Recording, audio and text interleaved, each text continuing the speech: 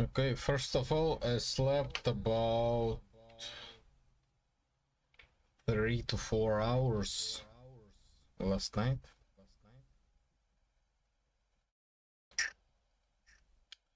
And also about 3 to 4 hours during my job today. So I'm not in the best state of mind.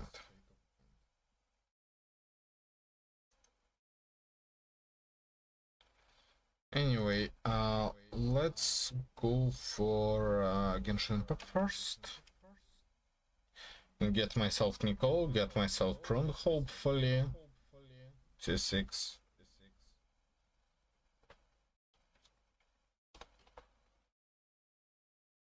But if not, then it's not.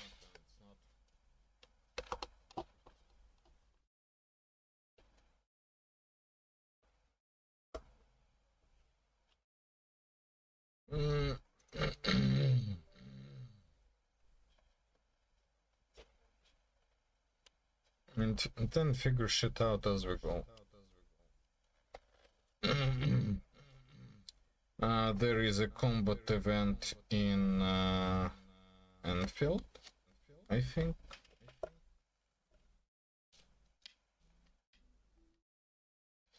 Getting all the rewards is pretty easy, because it doesn't require completion of the harder mode just to start it.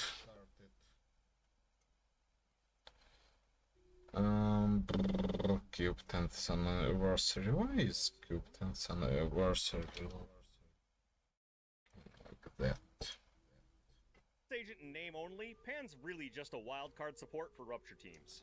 Swap him in, trigger his EX special, quick swap out, profit.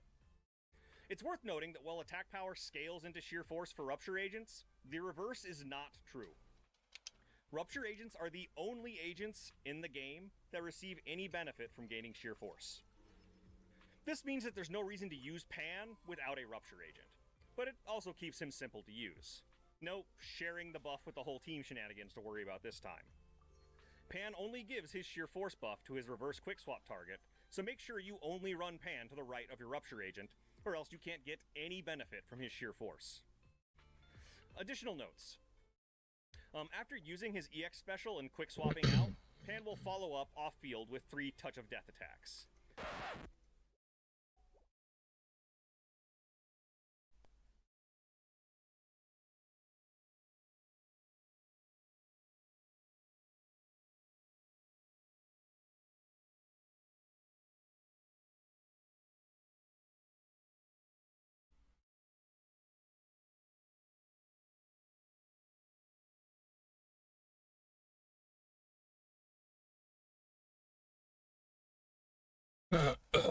Oh, yeah.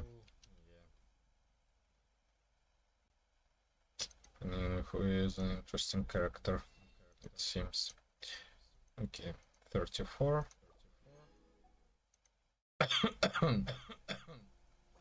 Potentially 21 more. Alright. Let's hope for Prone and Nicole without the awkwardness. Potential awkwardness.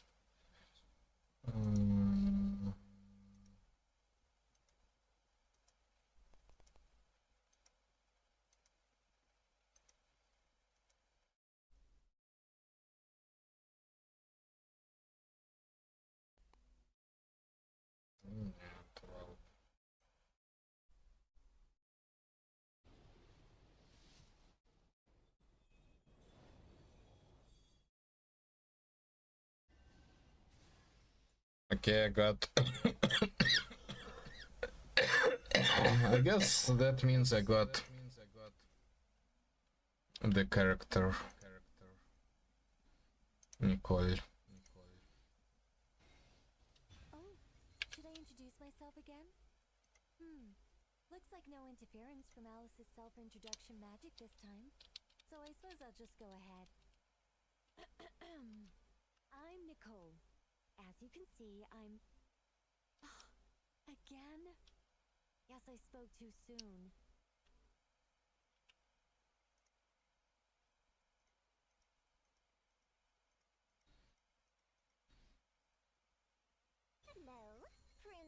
hunter at your service. My enemy? Oh, someone who takes pleasure in teasing children. Uses other people's imaginary friends to ensnare them in her schemes. Someone who's a complete show-off, way too dramatic, and obsessed with wearing a hollowed-out hat. I'm referring, of course, to the wickedest witch of them all. Any relevant intel on her whereabouts is more than welcome.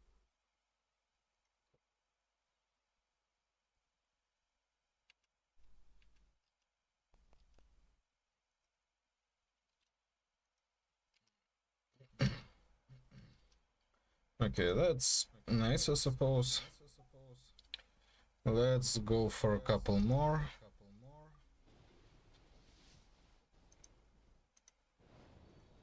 Nope. That's not prone. Two.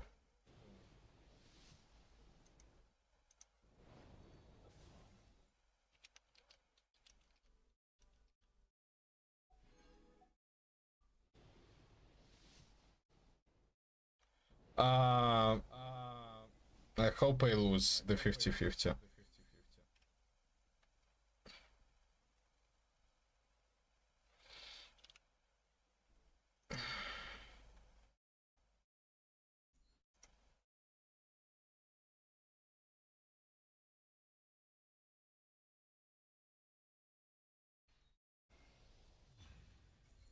Well, fuck.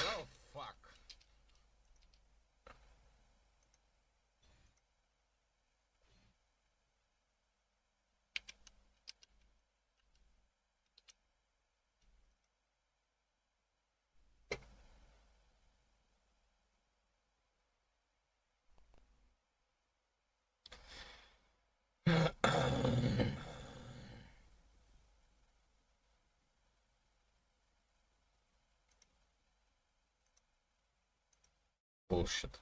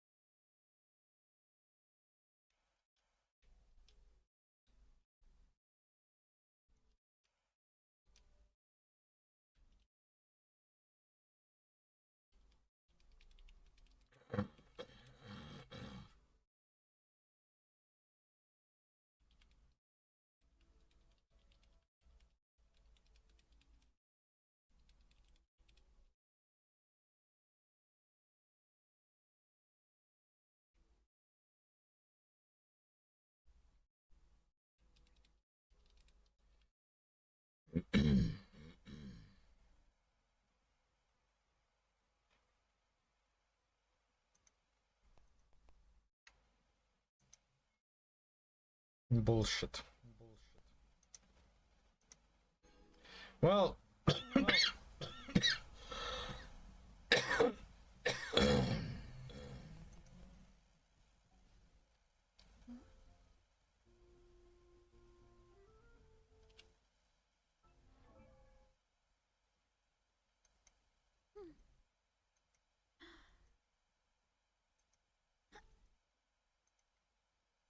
what does it do? Mhm.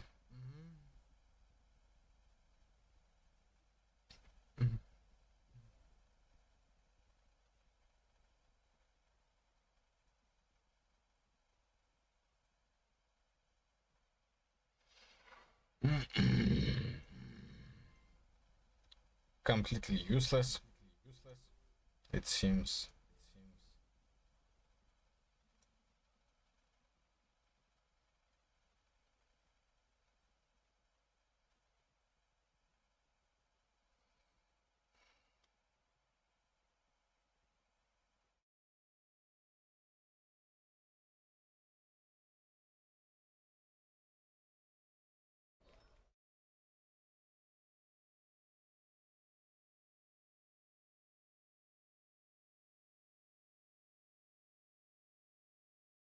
Well, here's the issue.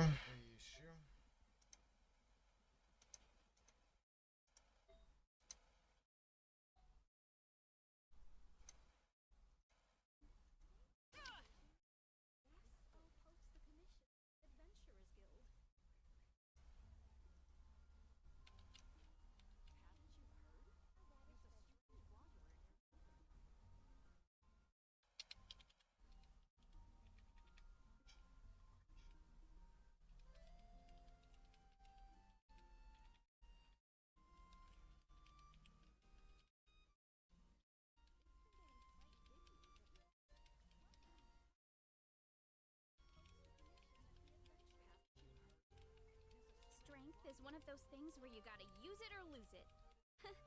So, wanna train with me sometime?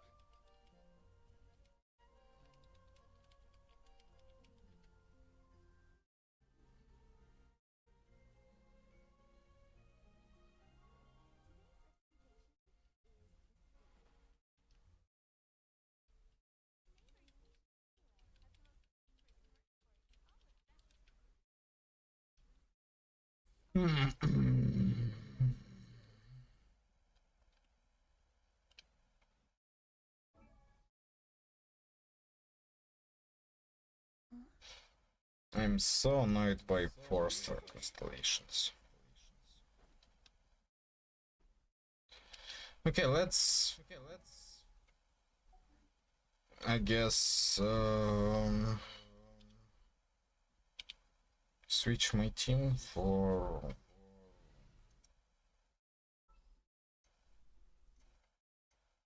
not linear net yoga, but instead for those two pips, and instead let's go for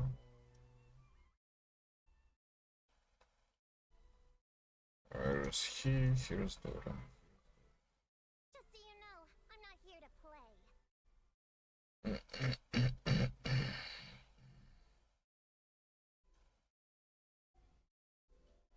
My parents always say, no matter how busy life gets, you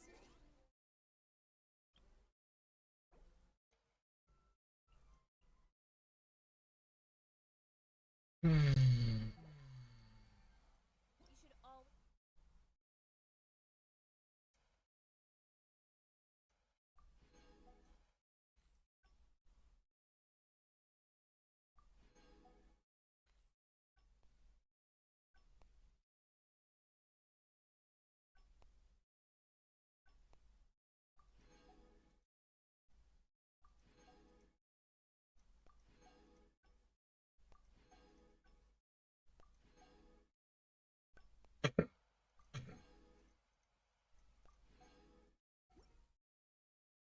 sit down and enjoy a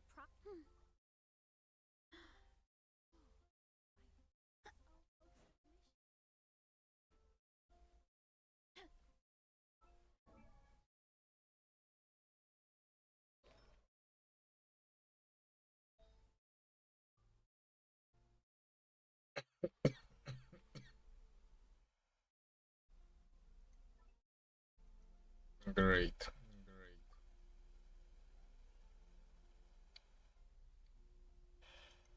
Okay, well, I mean,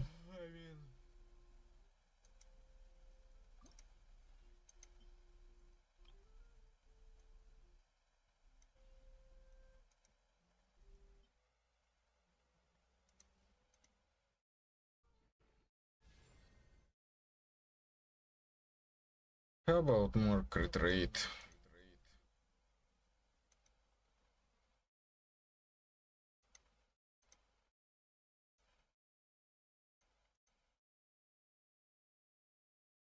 More energy recharge.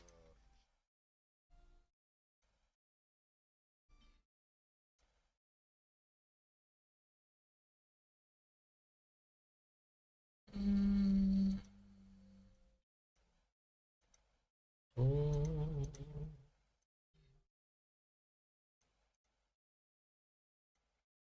Checker.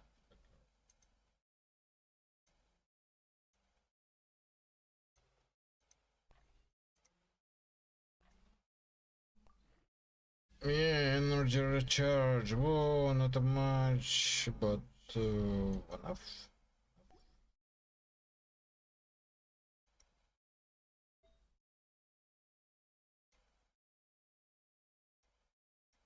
Second attack percentage.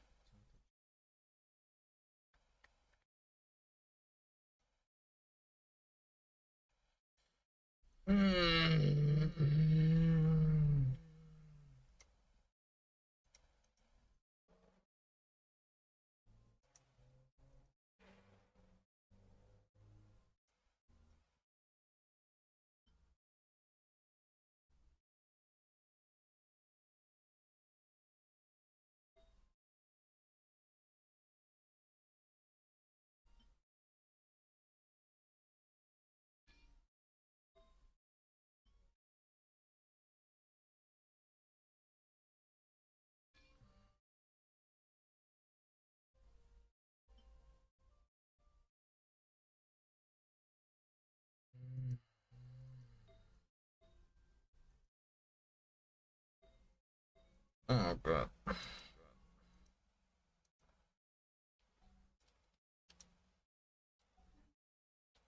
No clue what to do.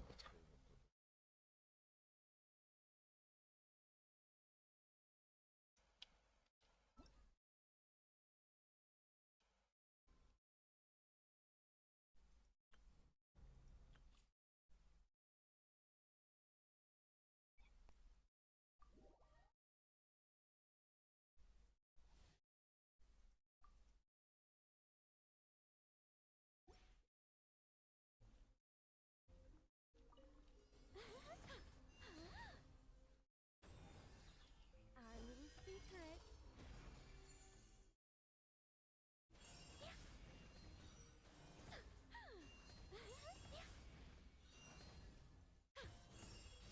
Just a bit more coordinated attacks. One more in 6 seconds. How often does it work currently? I wonder. I live within you. Stay clear! Swirl, mark. Watch out! A turning point?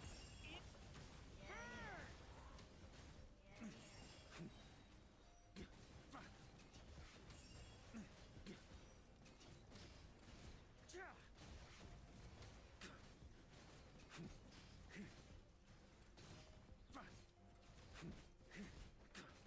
I think not. Heaven's will made my absorption test.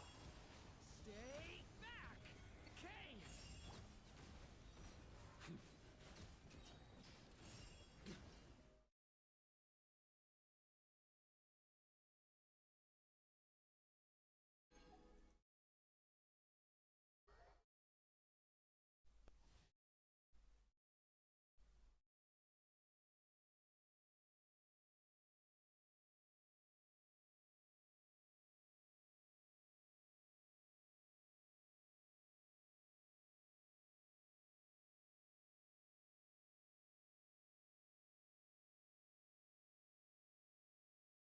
Okay!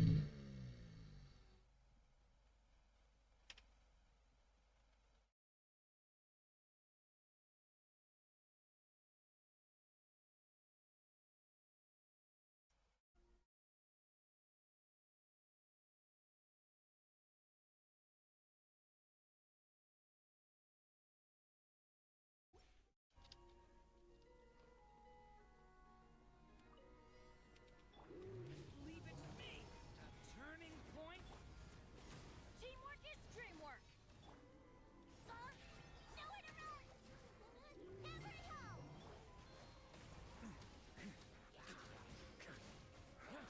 Thunder! Up the ante!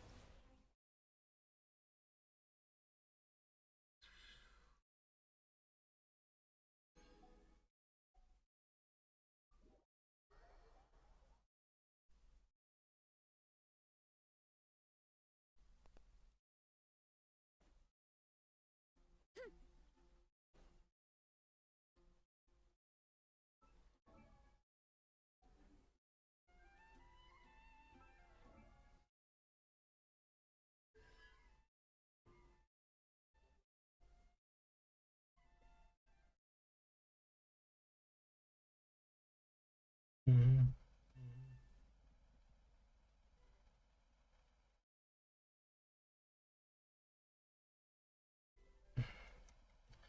Okay, it is. Situ is nice const, so let's just.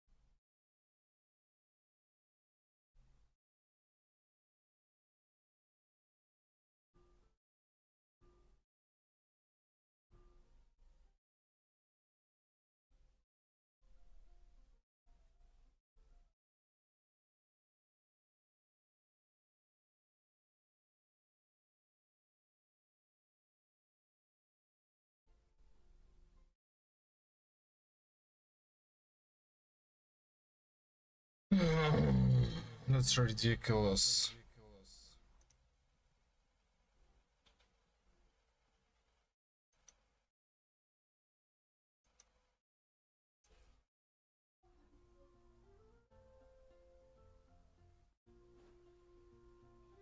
Okay, yeah, I should stop.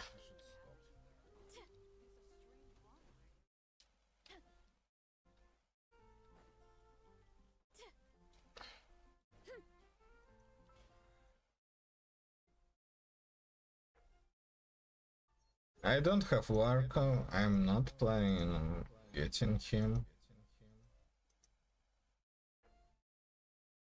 So, yeah, why waste all the resources? The kind of did already.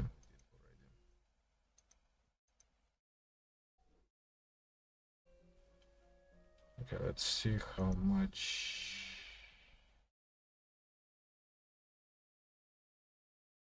I feel like I should have less of all of that.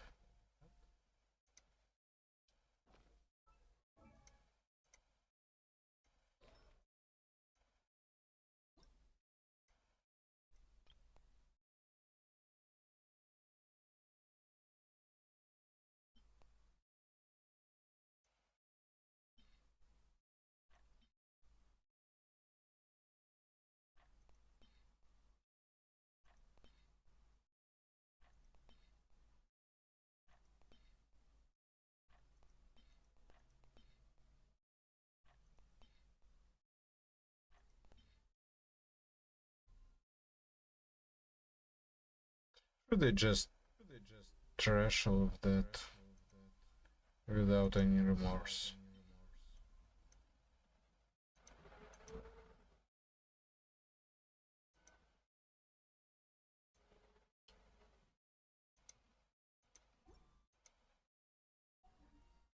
For some reason I don't.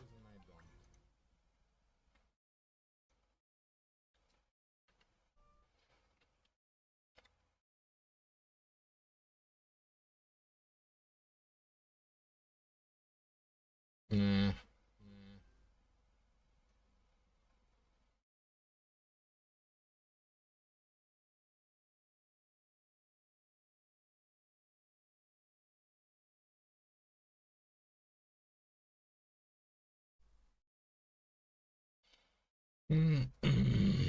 Defense, maybe. HP, definitely not.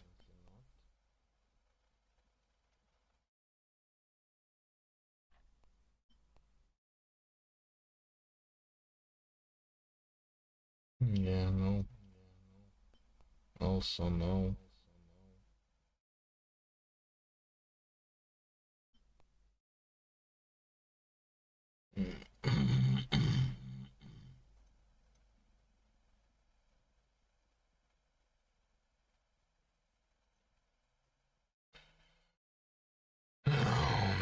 Well, yes, but actually, no.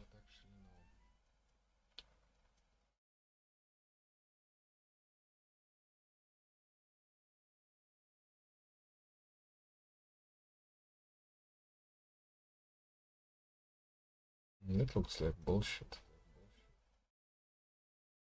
It's also mostly bullshit. But one particular character might want it that way. Do I even want to try to use this set on her? Not sure.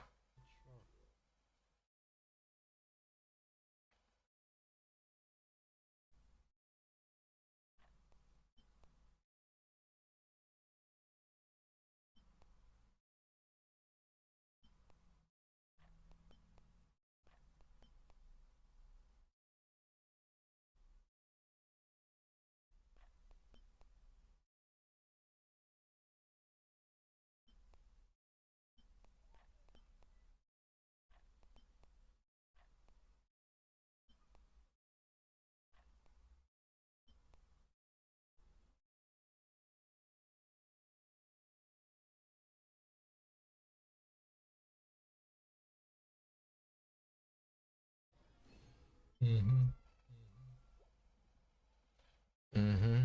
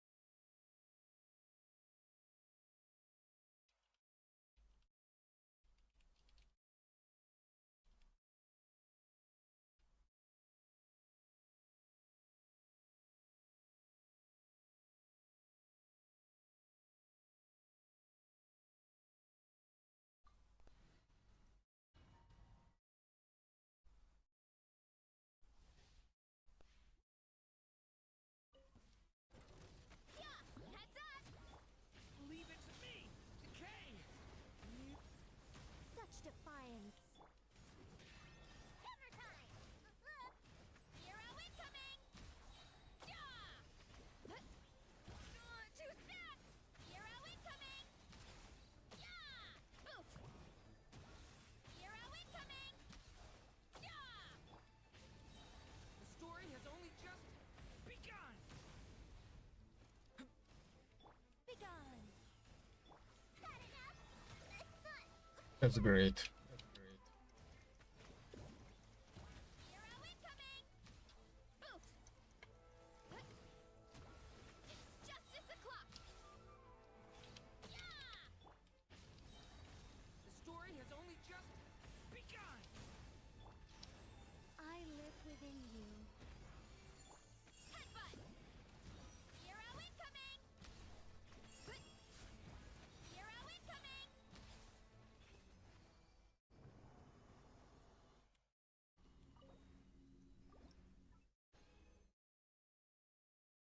Yeah, no.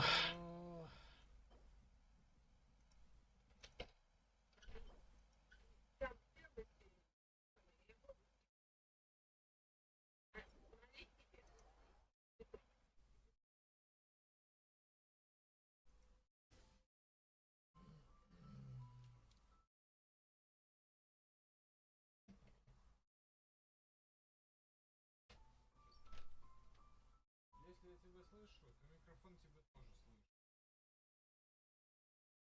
Если я тебя слышу, то микрофон тебя тоже слышит. Ничего. Отстань от меня.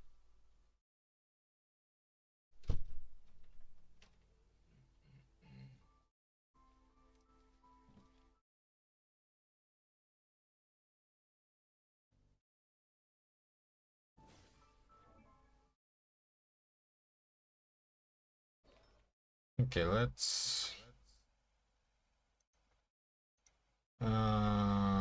filter. Let's get a filter like first milliliter.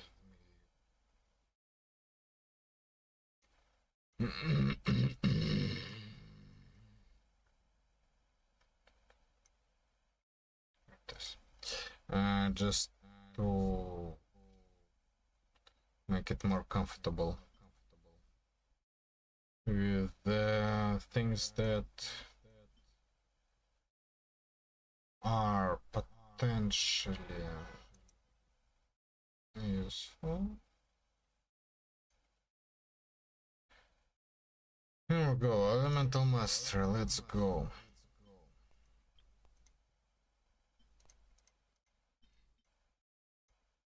Go into here, then go into here.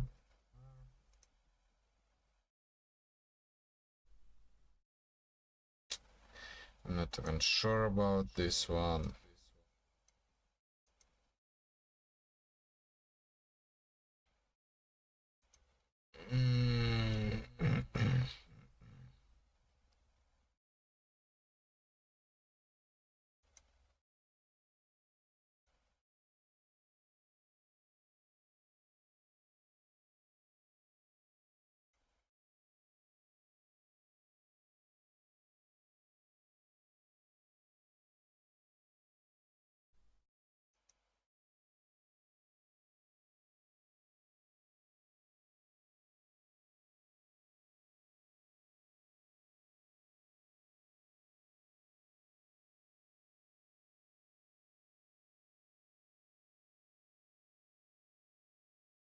I don't like it.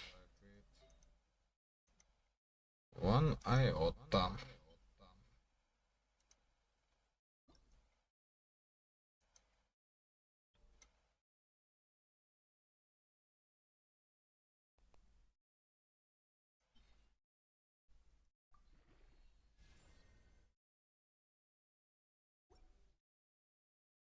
Maybe.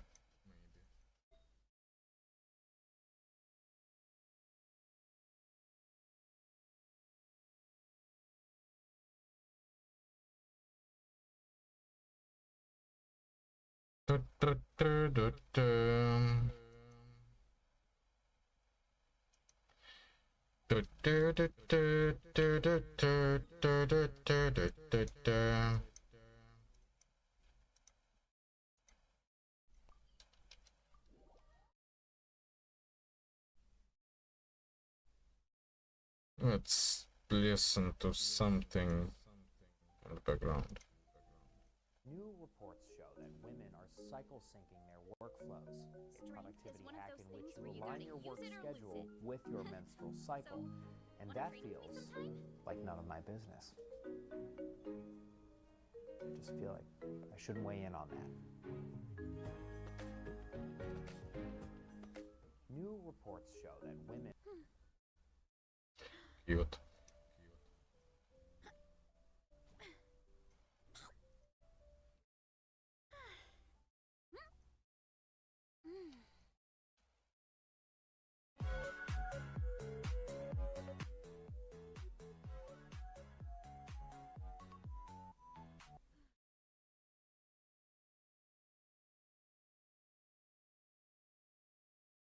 You can manually trigger those attacks while on field with the special attack button, but they're pretty slow attacks, so it's best to always trigger his quick swap correctly. Pan has a really slow defensive assist follow-up, so he may not be available during multiple chain assists. This can really catch you off guard if your third agent has an evasive assist, like if you're using Astra, as they'll pop up in the middle of the chain since Pan won't be ready. I don't have any advice for this, this is just a warning about your swap surprising you. Pan does provide healing with his ultimate, which can be useful as needed. Outside of patching over your mistakes, this does give him some extra utility when paired with Rupture agents that get bonuses from consuming health. Those agents don't get their benefits when they're at their minimum health, so any extra healing is always a boon. This isn't about playing him, but I am looking forward to Pan's next rerun so I can get more copies of his signature weapon. Buffing attack, EX special damage, and ultimate damage certainly isn't bad, and it's way better than the other non-signature defense weapon options. I really want to have a maxed out version that I can use for an on-field Caesar build. Jufufu. Slot, versatile. Keywords, aftershock, stun, and support. I lost my 50-50 for Jufufu, so I'm not super familiar with her, though I've experimented with her a bit in Hollow Zero, so I think I can at least do her less meta justice. The easiest version is to just run her like a support. Tag her into EX Special, and then tag her out. Her Tiger's Roar buff lasts 30 seconds, and after triggering it the first time, she'll pretty much maintain the buff with 100% uptime, even if you never swap to her ever again. Don't actually do that. Please spend her energy. I'm just highlighting that she's very low maintenance. Jufufu's core mechanic involves her gauge, which is called Might. She fills this gauge with her little popcorn popper robot, Hue, who always remains on field snapping at enemies while slowly building up to Might. When Might reaches 100 or more, Hue's attack will instead trigger an Aftershock chain attack along with Jufufu, which is the core of her off-field damage and impact. You also gain a large chunk of Might when using her EX Special or Ultimate. Jufufu has another mechanic, Momentum Stacks, which she gains a variable amount of when she does an Assist Follow-Up, EX Special, or Ultimate, and she can hold up to 15 stacks. You spend those by doing a dash attack with Jufufu while holding down the basic attack button. Jufufu will then hop on Hue and start spinning around. Without any momentum, this is a very weak attack and not worth your time. But when Jufufu does have momentum, it'll now do fire damage and each hit will generate 25 Might. This is a little bit more Might and procs more frequently than Hue's passive attacks, leading to more frequent aftershocks.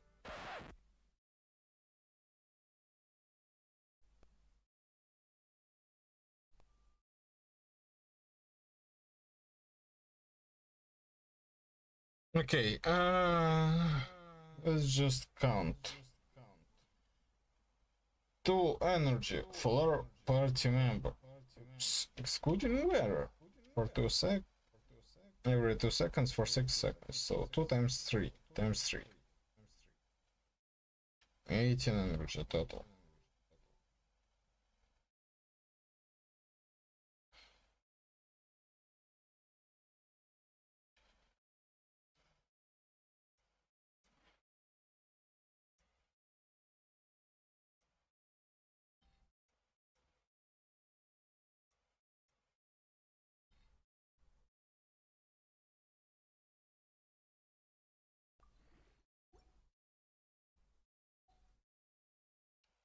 No matter how busy.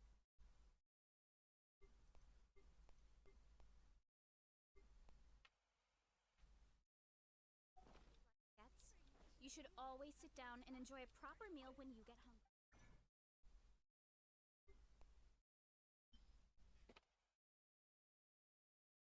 Ah, yeah, I forgot about those things.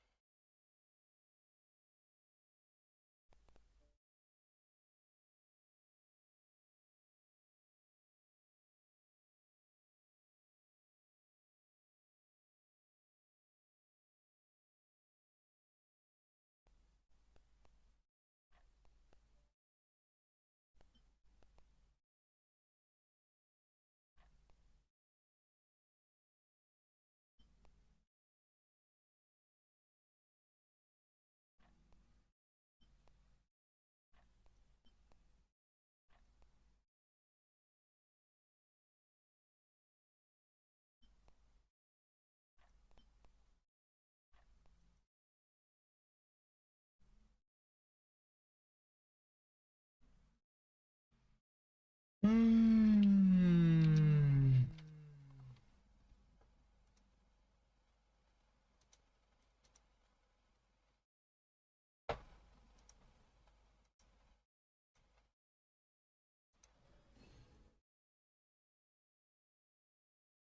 Bullshit.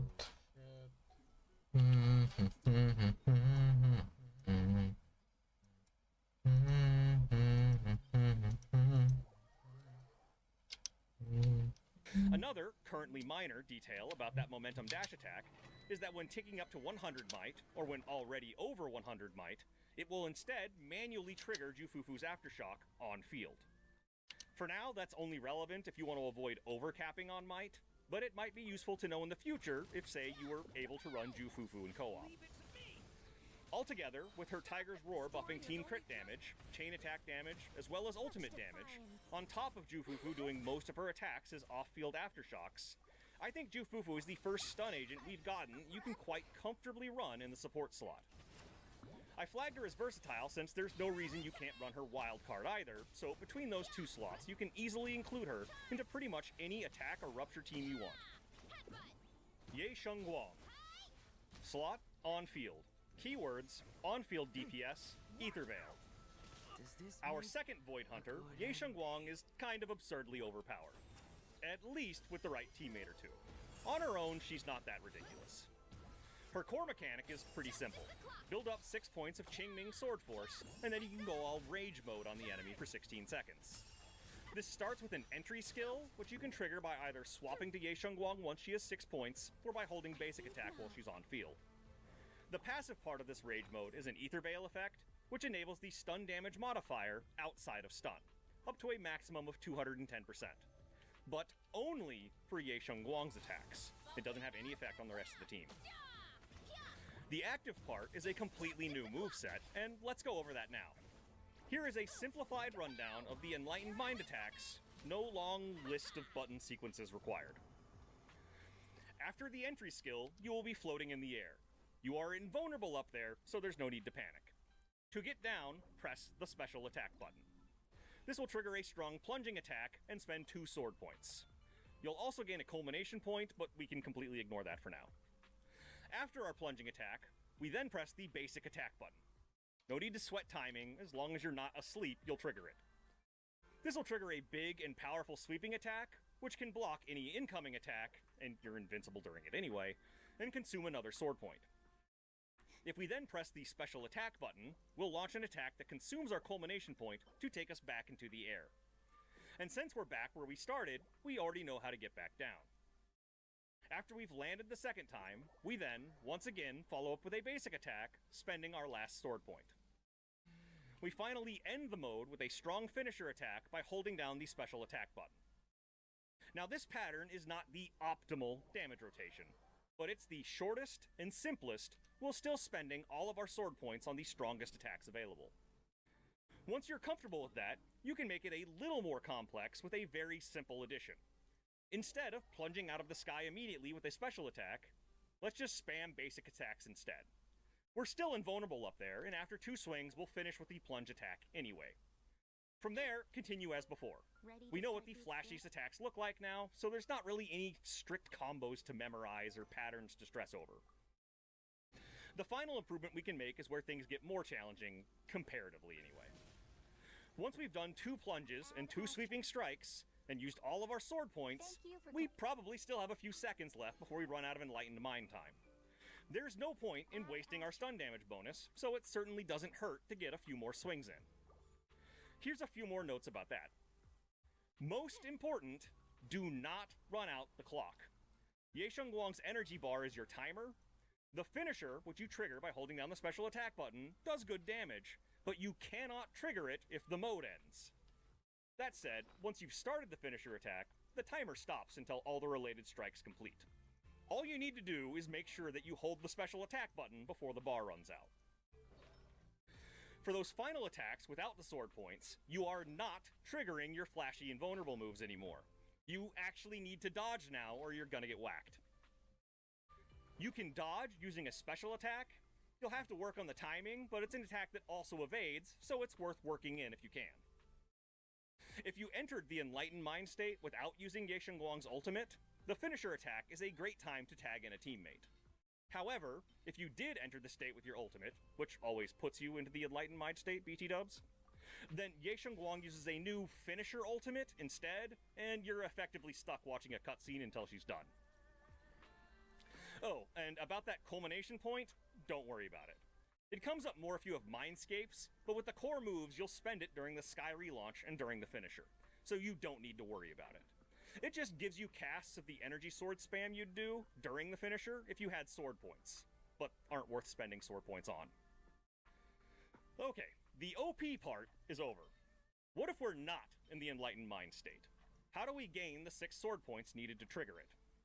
The slow way is just by fighting with Ye Guang. She gains a full point after using her EX special, which you can follow up with a basic attack for more damage. Other than that, she slowly builds up points during any attack. You can dodge enemy attacks using a special attack, or an EX special, which builds up additional progress to the point. It's worth doing, but I struggle with the timing because Ye Guang's animations move all over the place. It's often not clear when you have control. Speaking of those animations, you can actually get knocked around quite a bit playing Ye Guang if you assume you're invulnerable during all of her attacks. I had a really rough level 45 run through Hollow Zero shortly after getting her. Yes, being underleveled made it much worse, but still, speaking from experience, she's not as invulnerable as you may think, outside the basic sword point moveset we went over. Ignoring all that, the real trick to getting into Enlightened Mind State is with teammates. Note her additional ability. Trigger Aether Veil with one teammate, and those 3 points can get you into the mode pretty quickly. But run 2 allies with Aether Veil, and you'll be spending almost the entire fight being absurdly OP. Sorry, Angels, but no one appreciates Suna more than Ye Guang. If you're all gung-ho about high skill and execution, maybe you'll really dislike the simplicity and excessive invulnerability of Ye Guang. Me, I don't hate having an easy mode that I can fall back on when I'm feeling lazy. Just maybe don't rely on her too much, since she's definitely not going to help you learn how to play better. But you do you. Bonus. This one is more speculation than trivia, but I wanted to include it here anyway. I had a prediction prior to 2.5 that Ye Shiyuan, Zhao Guang's brother, would be a playable agent. That obviously did not happen, but I'm currently fine with that. Why? Because I think he still might.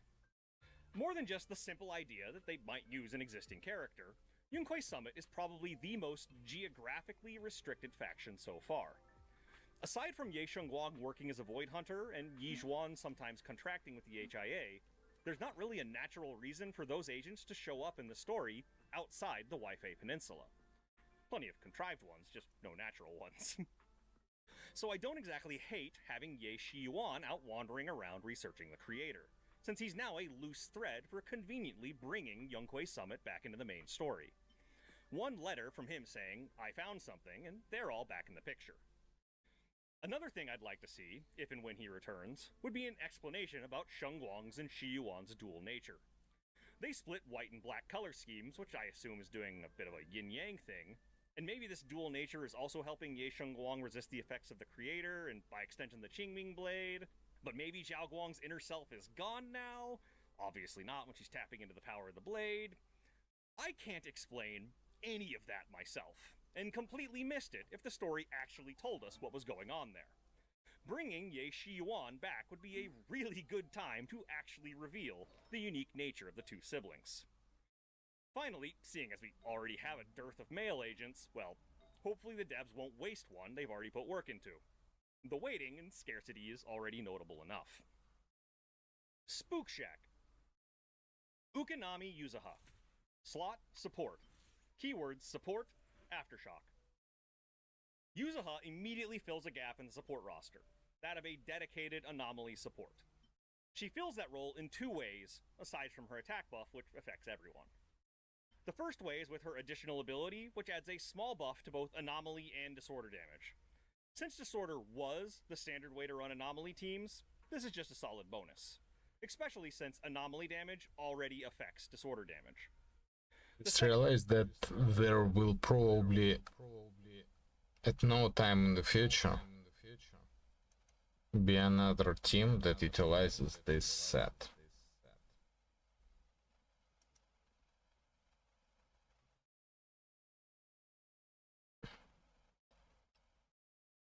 Max 3 stacks, 6 seconds.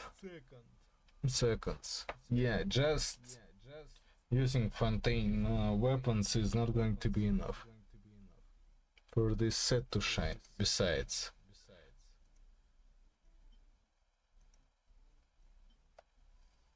one crit substat is not enough. This maybe. This also maybe. Though, why would I have to?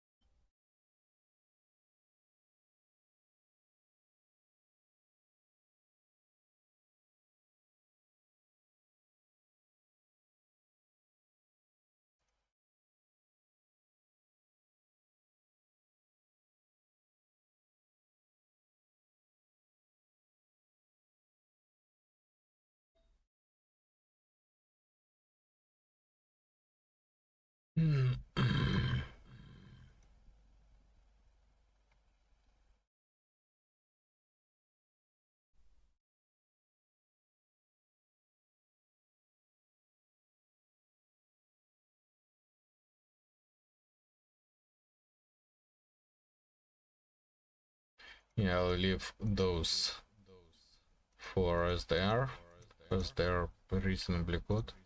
Might be of filled pieces, of not of fill, but of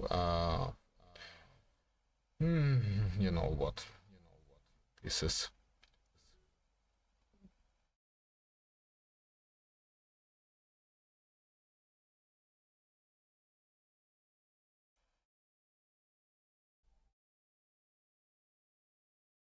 This one can be rerolled.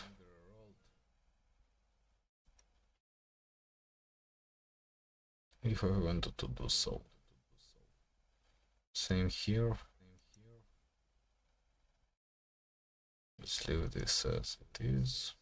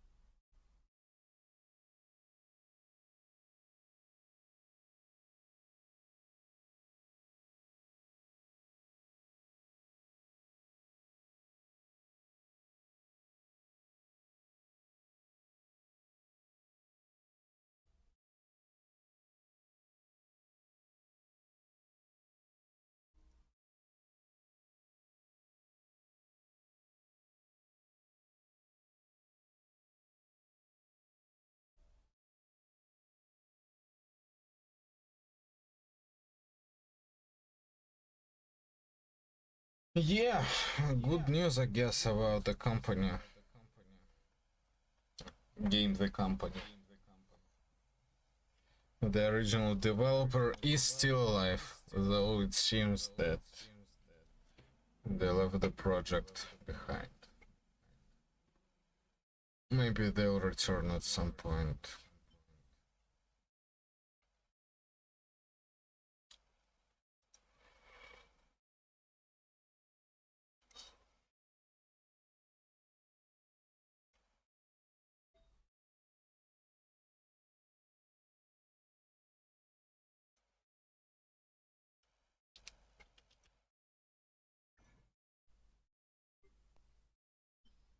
Let's just go 1, 2, 3, 4. And something else, yeah. You.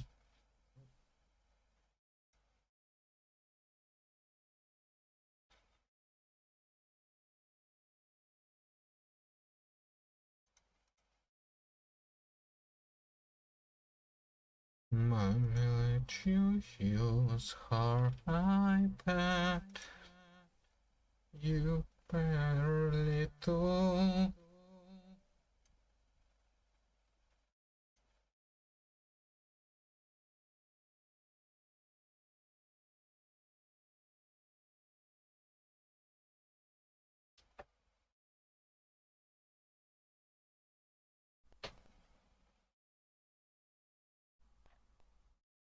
And all the things we decided to do. It was always the plan to put the world in your hand.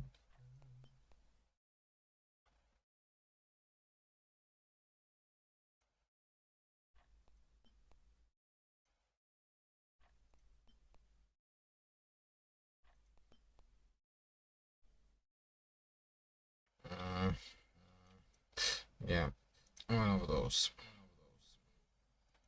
For sure. Probably most of those.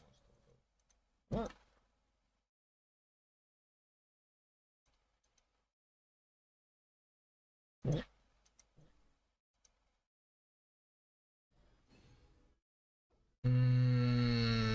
Yeah, yes. That's bad. That's kind of bad. The second way she helps anomaly agents is with her Sweet Scare status effect. This is a unique dot she applies to an enemy with either her EX specials or her ultimate. This dot does a small amount of damage, but its bigger benefit is that each tick adds a chunk of progress to the active anomaly effect. In addition, the next teammate that hits that same enemy will change the element of the tick to match their own. And most important, this bonus buildup essentially duplicates the strength of that agent. Yuzaha's anomaly proficiency has no effect on the final damage of the anomaly proc. Since both her EX special and ultimate trigger quick assists, you'll want to make sure that whichever agent you run to the right of Yuzaha is the agent you want to get this bonus buildup. While you can switch which agent gets the boost by controlling who lands the next hit, such as avoiding Yuzaha's quick assist, the flavor match opportunity is reset every time Yuzaha refreshes Sweet Scare, so if you do decide to mix up which element gets the build-up boost, you'll need to remember to swap correctly after every one of Yuzaha's EX special or ultimate attacks. I haven't ever felt like that was worth the effort. Aside from her anomaly support, Yuzaha is also an Aftershock agent. She has an Aftershock attack that she'll trigger well off-field every 8 seconds as long as she has sugar points.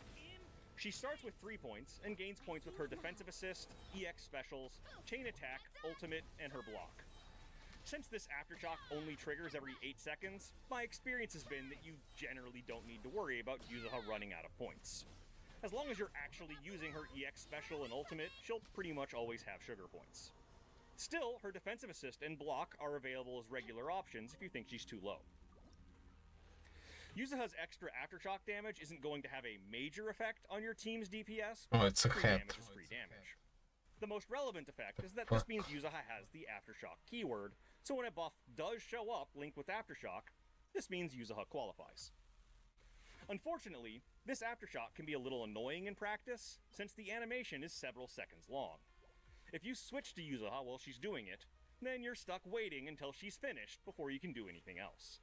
You're invulnerable, so you're not going to eat any hits from this, but ZZZ doesn't often make you wait, so anytime you do have to wait, a few seconds can still feel like a relative eternity.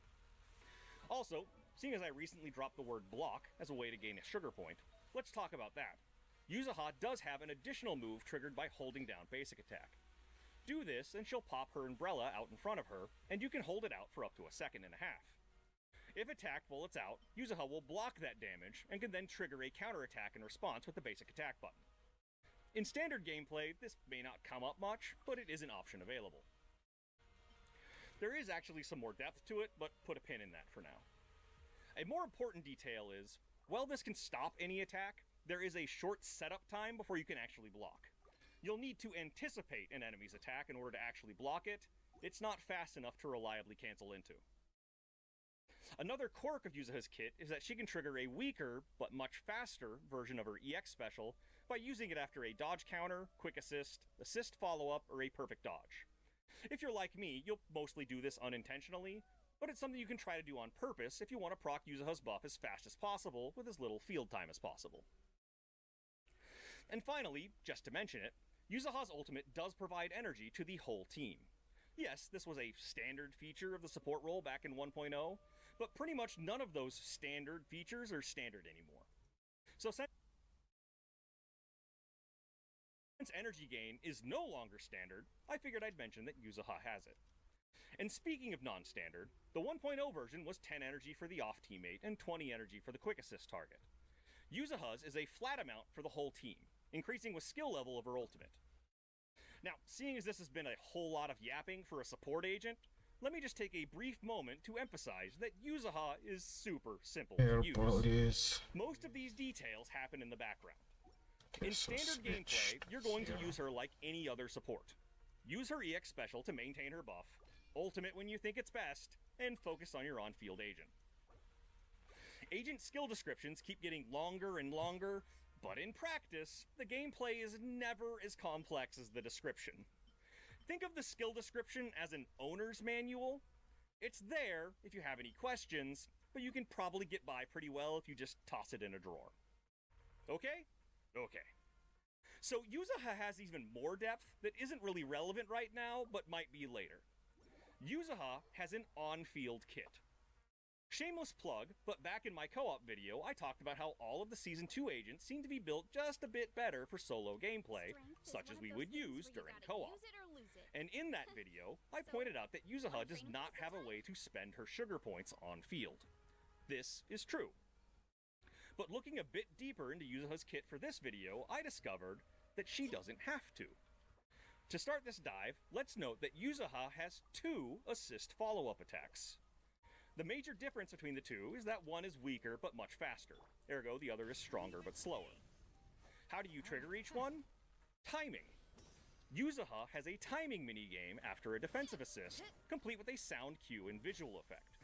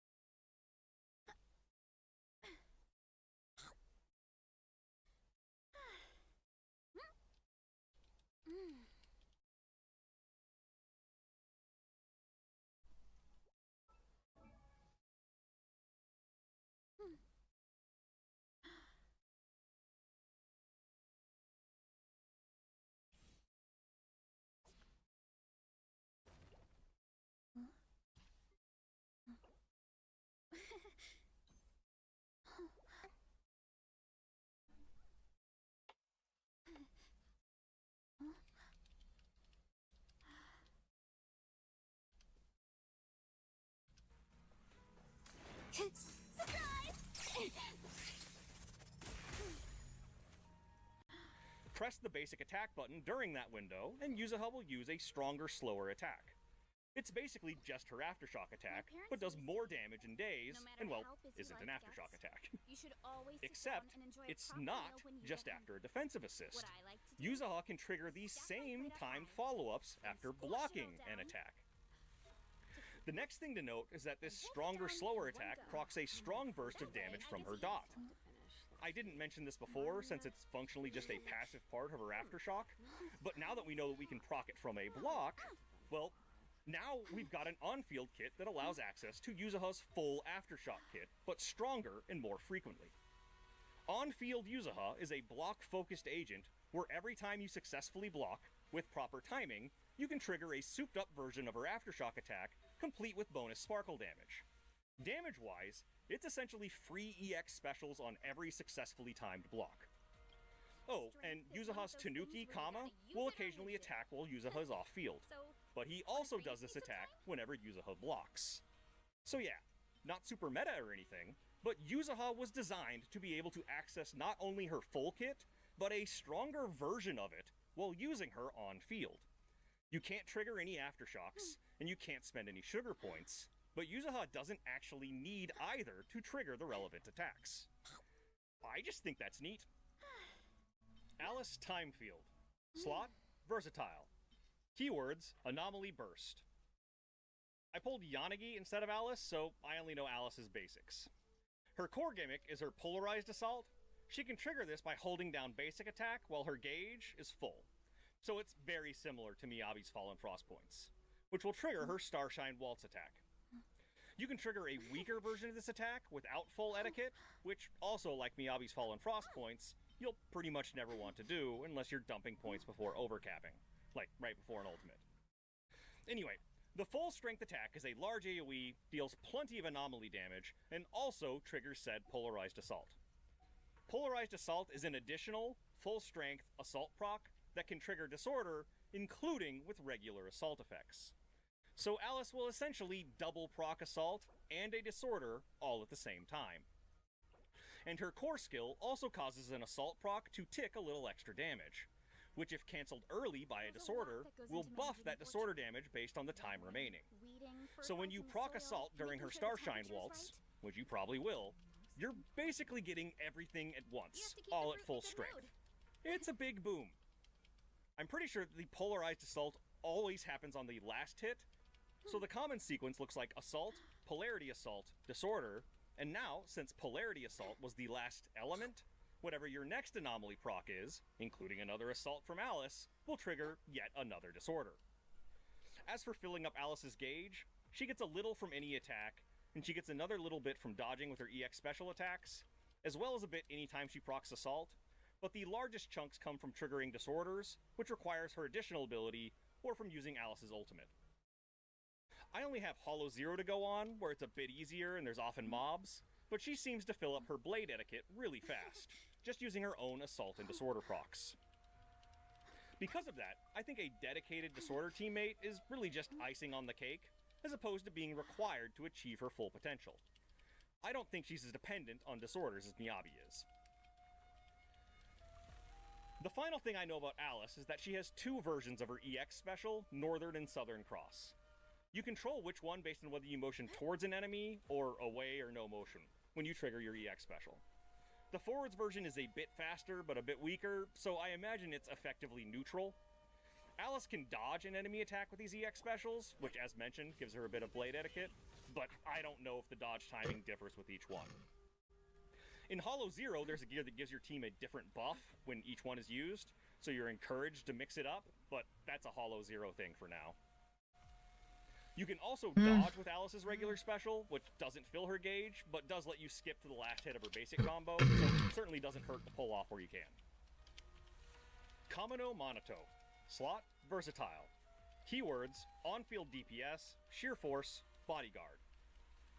You're definitely going to want your Mindscapes, since you don't really have access to Monato's full kit until you hit that M6. Still, even at M6, I find Monato to be a challenging character. He's not bad, and he's certainly viable for endgame content, but there's a few speed bumps on the way. Starting with the basics, Monato's core gimmick is simple. Hold special attack to fill up his gauge. Once it's over a threshold, he'll enter Molten Edge state. This is basically a mandatory state, since it enables his sheer force attacks, as well as all of his related damage buffs. Instead of spending his gauge, like most other characters, Monato's is really just a timer, constantly draining, even if he's off-field, so you'll need to make sure that you're refreshing it. Monato can also max out this gauge with a defensive assist, which is honestly the better option of the two, since Monato rapidly consumes his own health when charging with his special attack. And speaking of his defensive assist, Monato's assist follow-up is actually one of his primary sources of damage. This is where his Mindscapes become a major factor. At M2, Monato gains the ability to trigger his follow-up attack after blocking an enemy hit with his normal special attack. Blocking an attack like this will also heal a chunk of his health once every 20 seconds. At M6, Monato can now trigger his follow-up after hitting a stunned enemy with his regular special attack, which will also give him a few ticks of healing like his additional ability. But mostly this just lets him wail on the enemy during stun. Healing is pretty important to Monato, since his attacks while in Molten State will chip away at his health. He has a 50% crit damage buff from his core skill that is only active when an attack drains his health. Since his attacks won't drain his health lower than 30%, Once he's at that minimum, that means he's no longer benefiting from that crit buff. So Monato appreciates any source of additional healing. Human interactions, like Next, let's mention his EX special, which is a very strong attack and also heals a large chunk of his health. just really But wanted a here's one of the friend first or everyone. places Monato gets a bit more challenging. Not only is this an expensive attack, requiring 80 adrenaline, but Monato has no passive adrenaline generation. Yi Zhuan has 2, Yidhari has 2, Banyue has 2, Monato has Bupkis. His core skill doubles his adrenaline gain from attacks while in Molten Edge state, but he's not getting any adrenaline at all when he's not attacking. This means you'll get to use Monato's EX special about as often as you use his ultimate. Heads up! And a consequence of not using his EX special as often is that the Rupture Disc set that was released with Yi Zhuan requires regular EX special use. So Monato is not going to get much value from that disc set. The next thing that makes Monato more challenging is that maybe you noticed that he benefits from countering enemy attacks, blocking attacks with his special to trigger his assist follow-up. Well, the issue there is that Monato cannot cancel into that block, and his basic attack 3 and 4 are relatively long animations. This means that you're really only ever going to be able to block an attack by anticipating it. You don't have the option of reacting into it like most other agents with counter mechanics. So that's what I think makes Monato a bit more challenging. He is a strong character, but requires you to constantly manage his health and his gauge, as well as figure out which disc set gives a Rupture agent the best benefit when you rarely use your EX special. Plus, you'll need to anticipate enemy attacks and avoid attack spamming, if you want to be able to consistently trigger one of his most reliable attacks. Then squash it all down. Now, since this is a less meta breakdown, I will highlight one of Monato's other unique quirks that is reinforced by his actual character in the story. Too much time. Maybe you noticed that I flagged his slot as versatile with a questionable wildcard. Well, that's because Monato does indeed make a great bodyguard character. Not only does he have a 1-pip defensive assist, and his assist follow-up is one of his core attacks, but Monato is also, currently, the only character in the game that deals damage with his defensive assist. I'm not talking about the follow-up, but the block itself. It's not a lot of damage, but it's there all the same. So while the endgame challenges really do want your non-on-field slots to contribute some combination of support and or off-field damage, I'll still point out that Monato is probably the strongest bodyguard character in the game, for whatever that is worth. Monato will absolutely take a hit for you. When I was wrapping up my script, writing about Yanagi, it occurred to me that I've never explained the term canceling. I think this is a common term, and no one has said anything in the comments, but just in case anyone has been confused and hasn't bothered to say anything, here's a quick explanation of what I mean by canceling. Canceling is when you press a button, and whatever you were doing immediately stops, and whatever that button does immediately happens. While this can lead to some advanced tricks, it's not something that should ever intimidate you, since you probably do it already intuitively. When you press a button, and that thing happens, that's canceling working its magic. So like with Monato, it's a lot more relevant when you can't cancel. I've seen this a lot in action games over the years, where a game has a block button, but every time you press it, nothing happens, because you were attacking at the time, because of course you were. And if you're like me, you basically decided that the block button was useless. Anyway, I bring that example up just to explain, not to preach about game design. CZZ has a broad roster, and it's honestly a good thing that characters like Monato have different pros and cons, different combos, and different timings, because it helps them all feel unique. As for the origin of the term, it comes from fighting games where some moves have long recovery times or may put you in a vulnerable position, and by canceling into a different action, like a dodge, you can bypass that problem altogether. You get around the problem by canceling it. ZZZ isn't a fighting game, but it is undeniably built by fighting game fans, and thus has inherited some of the DNA.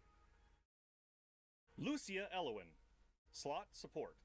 Keywords support, aftershock, ether veil. I didn't end up with Lucia, and haven't really figured out any quirks after a few Hollow Zero runs, so this is going to be a little bare bones. The details for Lucia's skill are a bit of a mess to read through, but the shortest answer is that she'll maintain the differences between Harmony and Whim attacks all on her own, and the buffs have plenty of duration to them. So for a simple description, Lucia's support buffs are split across 2 different triggers. The first, which is a sheer damage buff, and a crit damage buff with her additional, she'll trigger with any Harmony attack. Your first will more than likely be after using her EX special, like any other support. The second buff is from her Dream Gauge, Once full, she'll enter Dream State, activating her Ether Veil. While in the Dream State, she can trigger an Aftershock every 8 seconds, and her normal Whim attacks, these are just attacks outside Dream State, will be upgraded to Harmony attacks, consuming the Dream Gauge.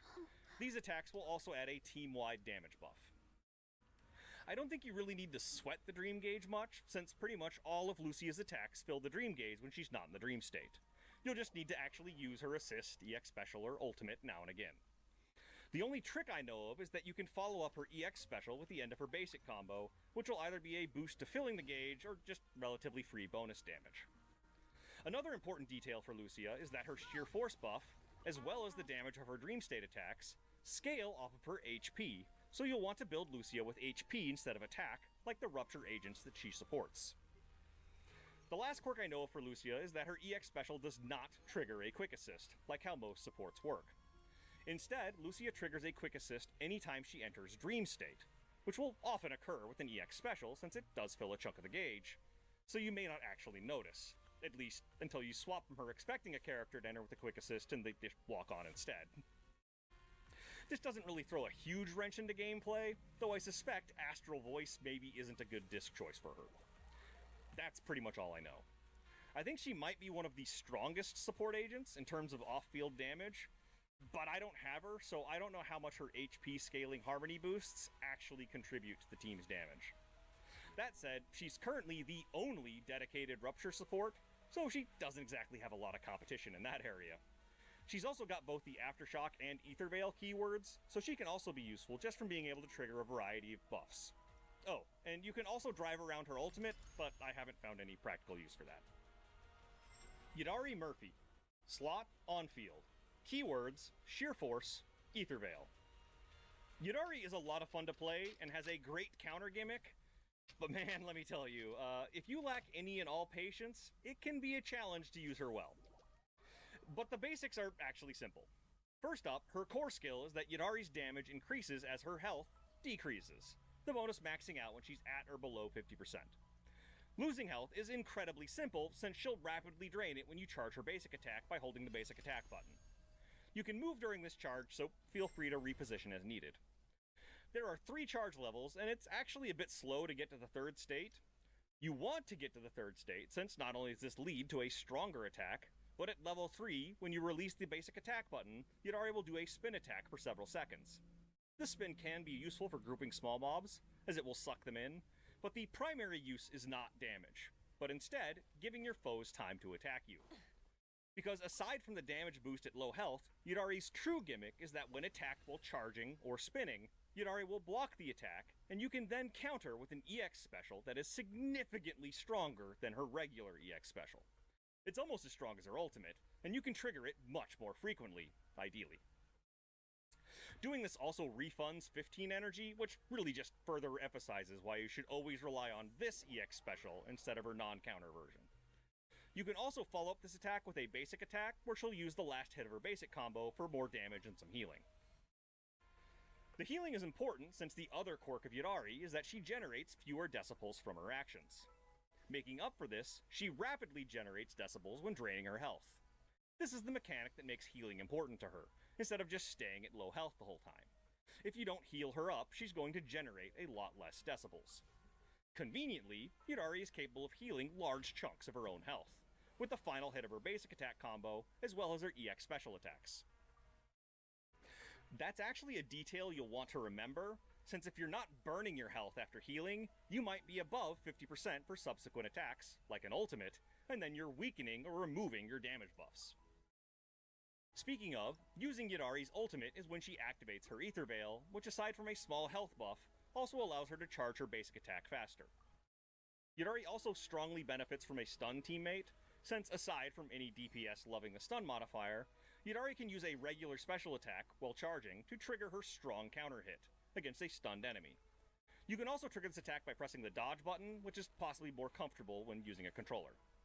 So where my patience problem comes in is making sure I always charge to level 3, since you won't be able to counter any incoming attack if you start attacking at level 2. You also, maybe, have to fight the urge to use her regular EX special, which while it is a piercing ranged attack and does heal you, is much weaker than the counter EX special. Of course, if you miss too many counters or you're about to break a miasma shield, maybe you do want to use it just to prevent your energy from being wasted. My other patient's problem, and I'm sure this is just a perception issue and not the devs actually trolling, but I swear to God, enemies will just stand there and stare at you when you're ready to counter them, refusing to attack you. Enemies like Wandering Hunter and Hator will combo the heck out of me when I run any other team. But anytime I'm playing Yidari, I swear all they do is spray miasma in the air and loom menacingly at me. Again, I think this is more of a me problem than a dev problem, but consider yourself warned. When all you want the enemies to do is hit you, they still get to act on their own time. Come on, keep it. Maybe you can squeeze in a basic attack combo before their next swing, or maybe doing that will just screw up the counter. Trivia. So, Spook Shack is our least factional faction so far, in terms of unity of design. This seems intentional to me, since they are just internet friends. When we meet them in the story, aside from Yuzuha and Monato, who grew up together, they're all meeting IRL for the first time. So the fact that they aren't coordinating their outfits doesn't really bother me. But I bring that up because I do think that the members of Spook Shack all share a unifying theme. They are all untrusted. Alice is the young heiress of a rich and powerful corporation, but she's not sure she's ready for the responsibility of being in charge, and so the sharks are circling because her company's rivals assume she's not ready either. We see this during a flashback with Damien the night she arrives in Waifei Peninsula. Yuzuha is an impish prankster. There's no malice involved, she's not actually trying to hurt anyone, but should you trust her? No, you should not. She is actively looking for any sign of gullibility that she can use for her own amusement. Monato is untrusted because he's just naturally intimidating. He's frickin' huge. Add in his streetwear, and people's first impression is that he's some criminal bruiser. On top of that, some people get really freaked out around big dogs like mastiffs, and I don't think it's a coincidence that Monato is a dog thyran. He'd literally take a bullet for you, but it's perfectly normal to be a little wary if he was just a stranger you met in a dark alley. Lucia is a night watcher. In a world ravaged by hollows, people easily distrust and gain contempt for individuals that are for some reason ignored by most ethereals. Her overt love for studying those ethereals also isn't doing her any favors. Add on her people's flipped sleep schedules, where they nap during the day but stay up all night, when any honest individual would be asleep, and it's not really surprising that there's some distrust involved. And finally we have Yidhari. I've covered this in previous videos, but Yidhari worked as a proxy, and proxies are people who work as guides within hollows. She's also able to see visions of the past while within a hollow because of the experimental drugs she was given. But to those that follow her, she's just hallucinating. Should you trust a guide that actively hallucinates? No, you should probably find a different guide. Even Yidhari was assuming that those visions were going to be the death of her, so it's certainly hard to blame strangers not trusting her as a guide either. So there we go. No unified fashion, but Spook Shack members do all share a unifying theme. And a bonus, just for kicks, since we also frequent the Internaut and met them in person at the same time, Phaethon is certainly also a fully qualified member of the Spook Shack faction. And as unsanctioned proxies, educated at Helios Academy under Carol Arna, the person blamed for the Hollow Zero disaster, we assume the general public won't trust us either. Obel Squad. Really cute. Seed. Slot. Versatile. Keywords. On-field DPS and support. Crafting item, nonsense, sweeping tempo. That's going to be a problem. For now. I don't have anything advanced to say about Seed because I've only had her for like a week at this point in the script. Still, despite taking me more than 200 polls, I did manage to get her. Which is good for this video, since she and Orphe are currently the only agents from this season that aren't playable in Hollow Zero. This section would be even more bare bones if I hadn't had a chance to play her outside of the story. Seed's core gimmick is that she's a dedicated attack support that only works with a second attack agent on the team. Whenever Seed or her partner attacks, they grant an attack, crit damage, and general damage buff to the other partner. These buffs start active, and with a 40-second duration, you really don't need to worry about these buffs wearing off. Another important detail of these buffs is that they do not work off-field, disabling 3 seconds after tagging out. With many attack agents, I don't think this is too big a deal, but it is a factor worth knowing, since you'll get more damage out of a partner like Orphe or Sissia, who have off-field mechanics, if you factor this into how you play them instead of just only relying on on-field damage. As for Seed's combat mechanics, she is a gauge that fills up as she attacks, uses her EX special, her ultimate, or when her partner uses energy. When her gauge is full enough, Seed can access a powerful pair of basic attacks. Seed has 2 ways to triggering those attacks, both done by just holding down the basic attack button. The first, a lunging punch from Seed Senior, requires that she first reach the end of her basic combo, or to have triggered an assist follow-up, or a quick assist, or to have fully channeled her EX special. These are required precursors. You can't just hold the basic attack button to get the punch. If you try to do that,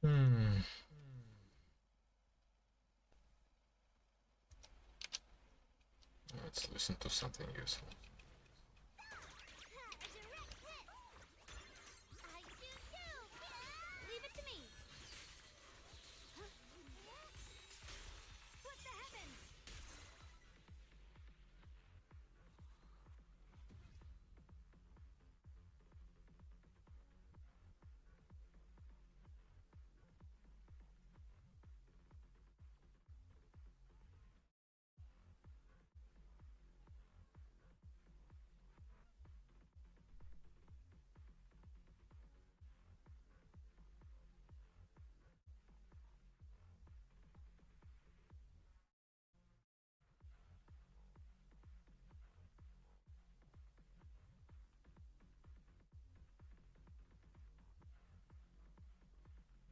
Eat smoke as grass.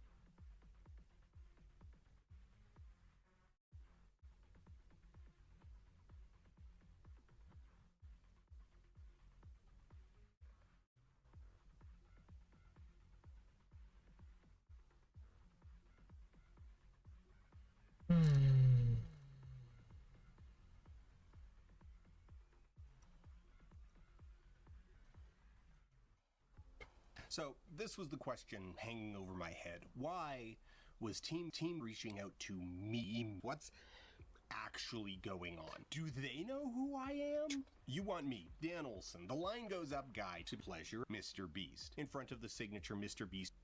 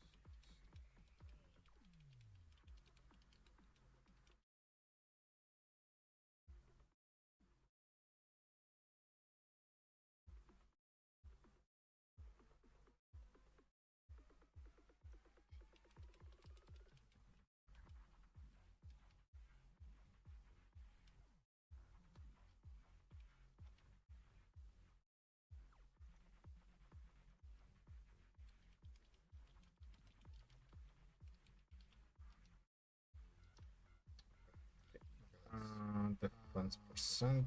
No. Bullshit. Practically.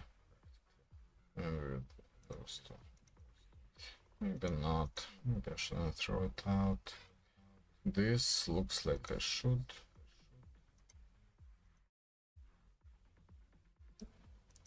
It's also just fucking ridiculously bad.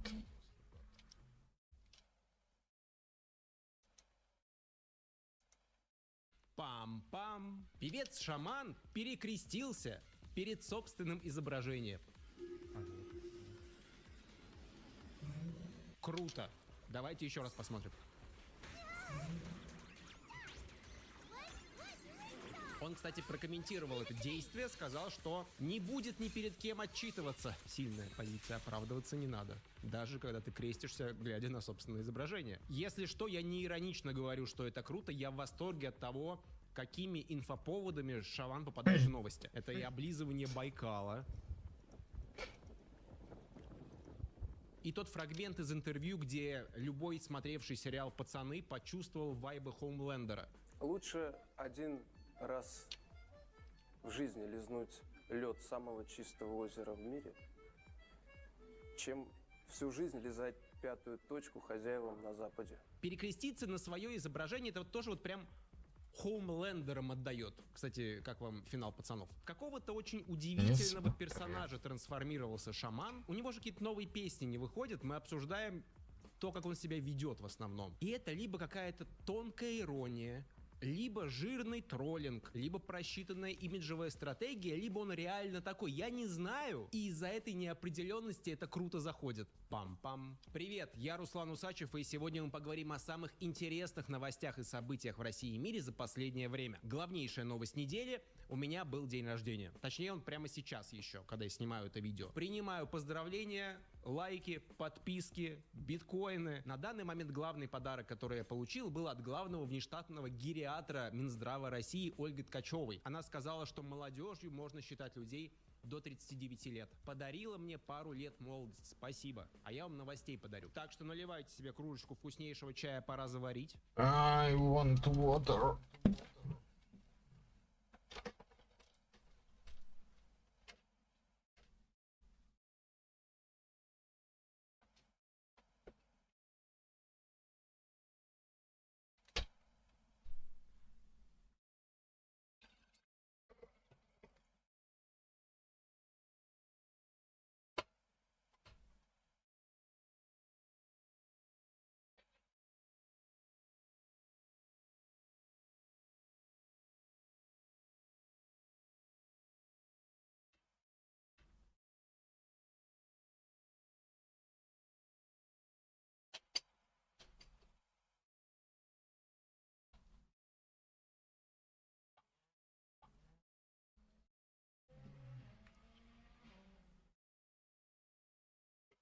Вы же успели себе набор заказать для теплых летних вечерочков? Я сегодня пью классику, черный, с соком ананаса. В общем, к новостям. Пам-пам. Что у нас сегодня в рубрике «Вирус недели»? Эбола. Всемирная организация здравоохранения объявила чрезвычайную ситуацию международного значения из-за вспышки эбола-вирусной инфекции в Конго. Сначала она была в Конго, потом еще в Уганде, поэтому международного значения. Насколько это страшно вообще? Ну, название конкретного вида вируса не очень страшно, даже немного игривое. Бундибуджо. Симптомы уже менее веселые. Это высокая температура, слабость, боли в животе, мышцах, суставах, диарея, тошнота, рвота и внутренние и внешние кровотечения. Плюс к этому вакцины не существует в мире, а смертность порядка 30%. В Конго порядка 500 зараженных сейчас, и 150 человек уже погибло. Это все еще меньше, чем во времена предыдущих вспышек, но заражения идут дальше. Как, собственно, не попасть в число заболевших, если вы переживаете о таком? Ну, для начала не надо ехать в Конго и Уганду. Уже который раз там происходят вспышки вируса, но они не выходят за пределы этих стран. И если вы все-таки там оказались, то просто поменьше трогайте больных людей и тех вещей, к которым они прикасались. Пам-пам. Рубль – лучшая валюта мира. Ведь курс доллара по отношению к рублю опустился до минимума за последние 3 года. Официально он ниже 71 рубля был даже. Валюта за год укрепилась где-то на 10%. Ура! Ну, тут как посмотреть. Лично я в восторге, так как мне скоро лететь в Южную Америку, я расскажу об этом, и надо закупиться валютой. То есть супер вовремя рубль решил укрепиться. А вот для экономики России это может быть не самый лучший вариант в текущих условиях. Потому что экономика России не планирует сейчас в Южную Америку лететь. Вообще несколько есть причин, по которым рубль укрепляется. Во-первых, вы видели, сколько нефть сейчас стоит из-за войны в Иране? Много. А это значит, что российские экспортеры стали больше зарабатывать, из-за этого они больше долларов продают, из-за чего рубль крепчает, потому что у него растет спрос. Во-вторых, падает спрос на покупку долларов, так как экономика в России сейчас, к сожалению, не в лучшей форме. Доходы населения падают, ключевая ставка высокая, меньше закупок иностранных товаров, некому и незачем покупать доллар. Люди даже в отпуска из страны улететь не могут, так как опять война в Иране. Плюс к этому Фонд национального благосостояния не успевает закупать валюту в нужном количестве, чтобы таргетировать курс. Да и опять же выборы скоро. То есть можно такое укрепление рубля привести как пример достижений страны. Потому что на бытовом уровне именно так это ощущается, так видится. Укрепление рубля — это круто. То, что население богаче не становится, то, что цены из-за инфляции не снижаются, это туда уже лезть не надо. Так а почему это может быть плохо? Собственно, по той же самой нефтяной причине. Проданная нефть конвертируется в меньшее количество рублей. Для бюджета было бы куда приятнее, если бы курс был 90-100 рублей за доллар, получилось бы прикрыть вот эту дыру, которая образовалась из-за огромных расходов на войну. А так, если курс упал на 1 рубль, это сразу минус где-то 100-150 миллиардов рублей в месяц для бюджета. Причем эта нефть выросла в цене. Да, конечно, цена на нефть выросла сильнее, чем укрепился рубль, но это только цена на нефть выросла, а другие экспортные товары не подорожали. Металлурги там, агрокомплексы сейчас вообще рыдают. Еще можно отметить, что укрепление национальной валюты делает покупку импортных товаров более выгодной и вредит местному производству. Но эту проблему в России решили тем, что ничего своего не производит. Это, если что, шутка была. Обычно такую ситуацию в странах решают разными пошлинами, ограничениями иностранных компаний. Ну и, опять же, санкции тоже на это влияют. Многие иностранные компании просто сами ушли из России. Но, конечно, все равно, как мы знаем, все иностранные товары в России присутствуют, поэтому через какое-то время, по идее, мы должны видеть некоторое снижение цен на импортные товары. Двоякая, короче, ситуация. Но ситуационно я очень доволен. Пам-пам. Так как у моего канала довольно весомый процент аудитории 18-24, то мне надо будет сейчас напомнить, как раньше выбирали технику. Нужно было физически прийти в магазин электроники, и если покупка серьезная, то минимум час трогать все доступные модели, выбрать ту самую, после чего уйти домой, финально все обдумать и купить уже на следующий день. МВидео был одним из таких мест в России, но сейчас МВидео это больше, чем техника. Теперь там можно купить буквально все, чтобы обустроить свое личное пространство. Технику, мебель, сантехнику, товары для дома, дачи и сада. И главное, теперь есть выбор. То есть при желании можно прийти в магазин, все посмотреть и потрогать. А если нужно быстро, все оформляется онлайн. Вы можете в одном месте выбрать телевизор, саундбар, рабочее кресло, шкаф, освещение, материал для ремонта, а не собирать все это по разным сайтам. Плюс есть оригинальные товары с гарантией, скидки, бонусы, кэшбэк и акции, из-за которых многие позиции получаются сильно выгоднее. Сейчас МВидео превратился в полноценный маркетплейс для дома, квартиры, офиса или дачи. Ссылку я оставлю в описании. Если вы давно планировали что-то обновить или обуютить, то самое время заглянуть в МВидео. Пам-пам. Папа Римский Лев XIV сделал Six Seven.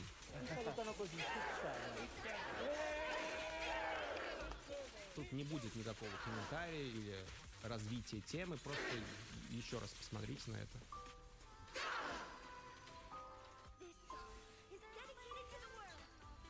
Но очевидно, что если Бог и был когда-то, то он давно оставил человечество. Пам-пам. Преподаватель математики в пермской школе ввел санкции за использование учениками выражения Six Seven. Пейринг новостей, чувствуете? Вот эти жесткие ограничения, причем, заметьте, неважно, как говорить на английском или на русском, то есть Six Seven.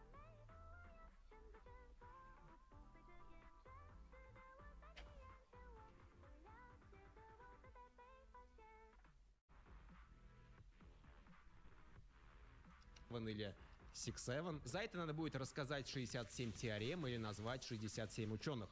Я подумал, смешно, если некоторые из вас это видео, скорее всего, смотрят рядом со своими маленькими детьми, и те триггерятся на число 67 каждый раз, когда я его произношу, как Яндекс.Станция триггерится на имя Алиса. Так что тут хочется добавить Six Seven!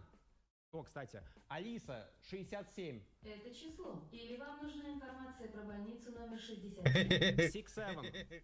Включай Ларинха Коста. Выключи. Короче, про школу в Перми. Там понятно, что учитель в шутку такой запрет ввел. То есть все же понимают, что невозможно назвать 67 ученых. Их максимум 16. Но я уверен, что по всему миру сейчас преподаватели жестко раздражает, что весь класс сходит с ума от бессмысленного мема про 2 цифры. Но при этом же очевидно, что на самом деле нужно делать. Надо присоединиться. Когда взрослые начнут неиронично использовать 6-7, это моментально станет не круто, и детям надо будет придумать что-то новое. Хотя стоп, это получается я тогда сам себе и противоречу, ведь я подкалывал папу римского за 6-7.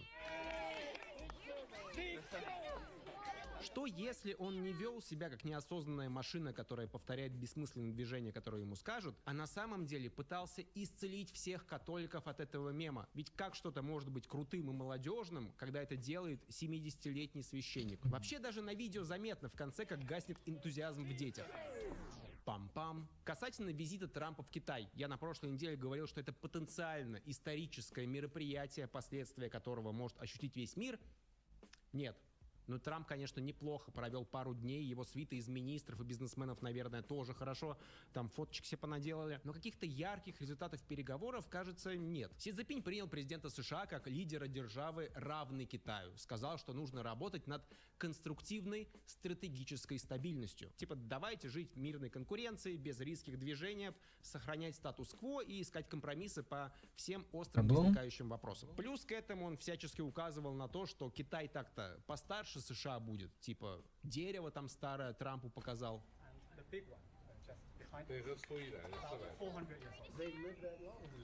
Мало того, Пекин даже прожал немного США по вопросу поддержки Тайваня. Трамп, возвращаясь в США, отказался прямо сказать, будет ли Америка защищать Тайвань, если Китай попытается присоединить его силой. Байден до этого несколько раз прямо говорил, что США готовы будут защищать остров оружием. Так а что США получили? Какие они гостинцы привезли из Китая?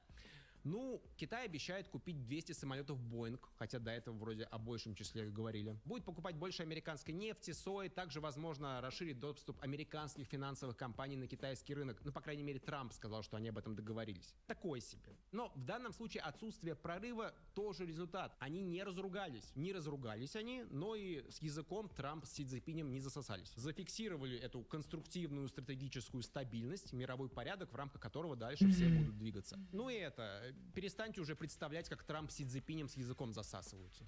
Хватит. Пам-пам. Конечно, стоит учитывать, что, возможно, нам не все рассказывают о результатах встречи Трампа и Си Цзиньпиня, которые совершенно точно не сосались. Кто мы такие, чтобы перед нами отчитываться, чтобы СМИ все рассказывать о настоящих своих планах? Это же все делается на личном уровне общения. Видимо, именно поэтому, чтобы лично услышать все свежие слухи про Трампа, в Китай резко полетел Путин. Ну что, он уехал? Вылетаю. Путин привез с собой половину кабинета министров, нефтяников, газовиков, даже глава Центробанка в Китай скатался. Представителей крупнейших российских IT-компаний в составе замечено не было. Как бы тут видна разница приоритетов стран. Вроде тоже неплохо время провели. То, что напрямую и сразу нас касается, продлили безвизовый режим до конца 2027 года, так что в Китае можно будет. Ну и огромный список других заявлений о дальнейшей дружбе и сотрудничестве. Really weird timing.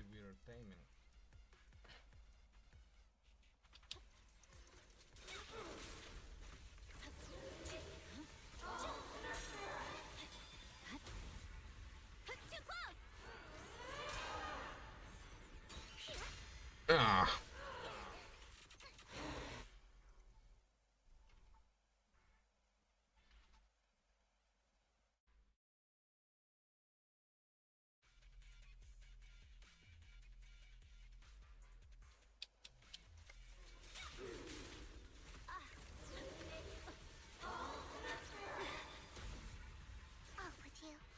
Oh, come on.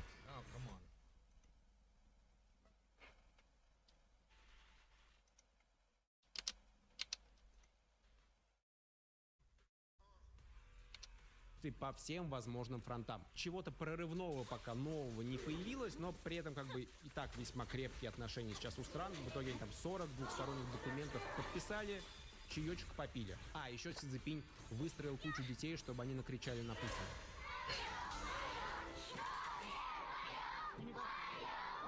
Пам-пам. Так, вот сейчас все внимание, чтобы вы мне потом в ТГ Пам. Путин подписал указ об упрощении получения гражданства Российской Федерации для жителей Приднестровья. Напомню, это территория, которая в одностороннем порядке провозгласила свою независимость от Молдовы в 1991 году. И с тех пор там сильное влияние пророссийских сил, живет много граждан России. Теперь их будет еще больше. Упрощенная схема подразумевает, что достаточно просто быть совершеннолетним, который постоянно проживает на территории Приднестровья. Все. Это освобождает от обязательного исполнения некоторых других условий, прописанных в законе о гражданстве. В Молдове этот шаг рассматривают как очередную такую угрозу со стороны России, потому что уже многократно российские политики отмечали, что много граждан живет в Приднестровье, их притесняют власти, надо их защищать. А у нас есть пример того, по какому сценарию такая защита может пойти. И знаете, это один из тех случаев, когда новости прям хорошо смотрятся в паре, поэтому к выдаче российских паспортов в Приднестровье добавляем следующее. Пам-пам. В России приняли закон о праве президента отправлять за границу формирование вооруженных сил для защиты граждан страны. А? Я же говорил, что отличный пэринг новостей у нас сегодня. Технически, да, президент и так мог использовать армию за границей. Это один из приятных бонусов должности, помимо шикарного ДМС. Но формально список задач был ограничен следующим. Это отражение нападения на российские войска за границей, отражение нападения на другое государство, защита российских граждан от вооруженного нападения и борьба с пиратством. А 22 февраля 2022 года, то есть буквально за 2 дня до начала войны, Софет принял еще одно бессрочное постановление об использовании армии за пределами России. То есть как бы само право отправлять войска за границу у президента уже было. Новый же закон прописывает еще одно отдельное основание для такого применения армии. Защиту россиян, которых за границей арестовали, удерживают или преследуют по решениям иностранных или международных судов, если Россия не признает их компетенцию. А Россия сейчас практически никакие международные суды не признает. И вот тут интересно, зачем потребовалось такое нововведение. Сомневаюсь, что для того, чтобы вводить войска в ответ на задержание какого-нибудь россиянина, который байк на Пхукете водил без шлема. Но потенциальный сценарий применения, например, решение Международного уголовного суда, которые, кстати, выдавали ордер на арест самого Путина. То есть в следующий раз, как кто-то будет выписывать подобный ордер, он дважды подумает, а вдруг прилетит десант из РФ после задержания человека. Ну, точнее, они должны так подумать, по мнению авторов этих поправок. Пам-пам.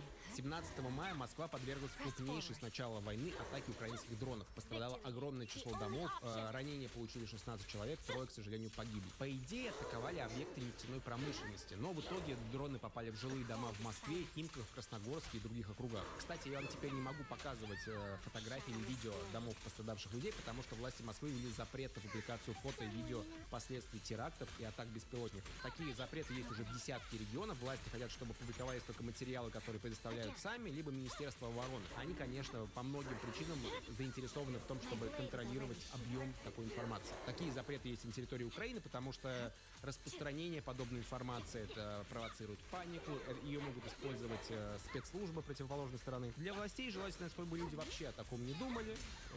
Погода хорошая, знаете, какая. При этом, конечно, подобная информация все равно разлетается по социальным сетям. И я думаю, вы заметили, насколько больше стало атак дронов за последние месяцы в глубине России. Это связано в том числе с тем, что война выходит на новый технологический виток. Как Россия отправляет в атаку сотни дронов каждый день, Украина же имеет возможность использовать навигацию Starlink Илона Маска, и их дроны теперь сложнее глушить. А в последнее время еще используются дроны с искусственным интеллектом. То есть живой оператор задает цель дрону, какое-то время руководит им, но на финальном отрезке уже он самостоятельно принимает решение. И это на самом деле достаточно жутко звучит, потому что, мы буквально в шаге от того, чтобы дроны сами начали выбирать себе цели. И, к сожалению, очевидно, что именно к этому движется современная война. Пам-пам. США, кажется, реально собрались повторить венесуэльскую схему, но теперь с Кубой. Штаты выдвинули уголовное обвинение против бывшего лидера страны Рауля Кастро. Его обвиняют в убийстве. Возможно, это связано с историей 96 года, когда ВВС Кубы сбили пару гражданских самолетов. Реально ли собираются похищать 94-летнего дедушку из страны, как это сделали до этого с президентом Венесуэлы Мадуро? Как будто незачем. Но с другой стороны, контраргумент. Это же Трамп. Может быть, он хочет собрать у себя целую коллекцию противников США. Будут они в подвале в клетках сидеть, как эти злодеи из разных вселенных. Пам-пам. Роскосмос начал продавать рекламу на своих ракетах. С начала 26 года 6 рекламных It's кампаний actually really smart. значения. И 4 из них это были именно коммерческие интеграции. Банк ПСБ, Кофемания, Русская медиагруппа и Олимпийский комитет России. Еще 2 были социальными рекламами. Там с 1 января этого года вступили в силу поправки, которые разрешают размещение подобной рекламы на ракетах и объектах космической инфраструктуры. Цена прямо не называется, она считается по специальной формуле, которая согласовывается в самом правительстве. Социальная реклама, естественно, оформляется бесплатно. Немного на цену напоминает то, что когда принимали эти поправки, была озвучена предположительная оценка, что до 200 миллионов рублей в год можно зарабатывать на такой рекламе. Что вообще-то как будто не очень много. 200 миллионов в год, а не за одно размещение. Но некий флекс, конечно, есть в подобной рекламе, пока один за другим там закрываются, допустим, дорогие рестораны на Патриках. Кофемания размещает свое лого на ракетоносителе «Союз-2-1А». Понятно теперь, почему 100 грамм нарезанного огурца стоит 350 рублей. Космические цены. Эксперты рекламного рынка считают, что не стоит ждать прям прямых продаж такой акции. Типа, это больше имиджевая история. Но вообще-то, почему бы кому-нибудь не разместить на ракете QR-код вот типа такого и измерить буквально конверсию с ракеты. А еще в этом, конечно, можно увидеть некую отсылку к тяжелым временам после распада Советского Союза, когда для финансирования космических программ России снимали рекламу прямо на орбитальной станции «Мир». Очень красивое зрелище. The can was sent into space aboard the Russian rocket Progress on May 5th. Неужели опять вот такая ситуация, да, что нужно любую копеечку найти, чтобы российские ракеты дальше летали? Возможно, что нет. Скорее, тут обратная ситуация. Брендам же собираются запретить размещать рекламу во всех популярных социальных сетях, типа Ютуба, там, Телеграма. Идея в том, чтобы все перешли на отечественные платформы. Но там штука в том, что, несмотря на отчеты о популярности всех российских платформ, конверсия там ужасная. И, видимо, бренды решили, что заплатить несколько лямов за то, чтобы сжечь свое лого на взлетающей ракете, это более эффективное вложение средств, чем посев в Максе. Это шутка, если что. Я люблю и уважаю все со словом «национальный» в названии. Кроме национального социализма, конечно. Пам-пам. Корпорация Google провела свое большое ежегодное мероприятие Google I.O., в рамках которого анонсирует свои ближайшие крупные разработки, проекты, общее направление движения компании. То есть в основном это по части софта, но немного устройств тоже показали. Я не буду детально все разбирать, потому что много времени потребуется. То есть в основном все крутится вокруг искусственного интеллекта, конечно. Вот для примера несколько анонсов. Новая флагманская модель 3.5 Flash. На ней, собственно, и работают теперь поиск и другие инструменты компании. Gemini Omni позволяет генерировать и редактировать видео, просто наговаривая свои комментарии текстом.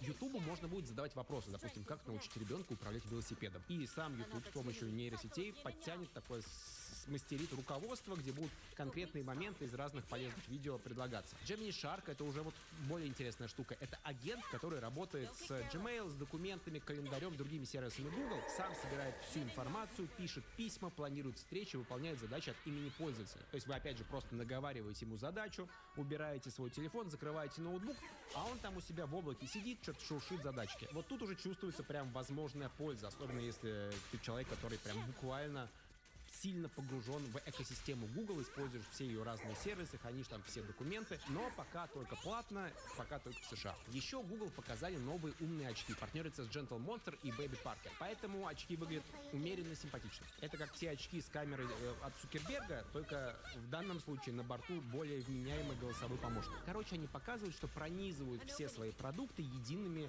умными функциями, с которыми можно одинаково легко коммуницировать. Ну, в основном просто выражается в том, что можно наговаривать себе на телефон кучу разных задач, а система сама разберется, что вам нужно и как это сделать. Но при этом, мне кажется, им не удалось показать, как это прям радикально улучшит или упростит жизни большинства людей. То есть, если вы прям прошаренный человек, то, наверное, можно сильно как-то это использовать в своей жизни. В большинстве случаев, скорее всего, они показывают какие-то точечные функции, которые, ну, раз-два в год потребуется. А вот все функции там с генерацией картинок, видео, музыки, вот это все еще выглядит и ощущается как бездушный ИИ-слоп. Вы теперь можете свое фото отредактировать до неузнаваемости ИИшкой. Или там вообще есть смешной момент, где девушка на презентации показывает работу с видео и говорит, что ей очень хочется сохранить характер и нюансы живого человека на видео, но поменять все остальное окружение. И модель делает это.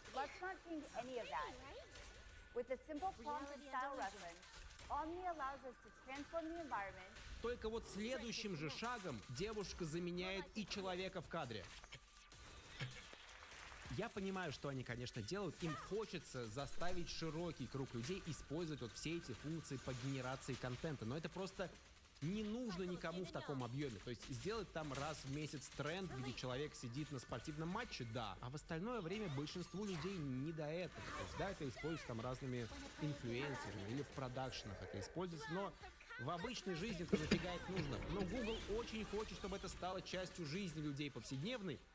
И на презентациях так это преподносит, и из-за этого это супер кринжово. Пам-пам.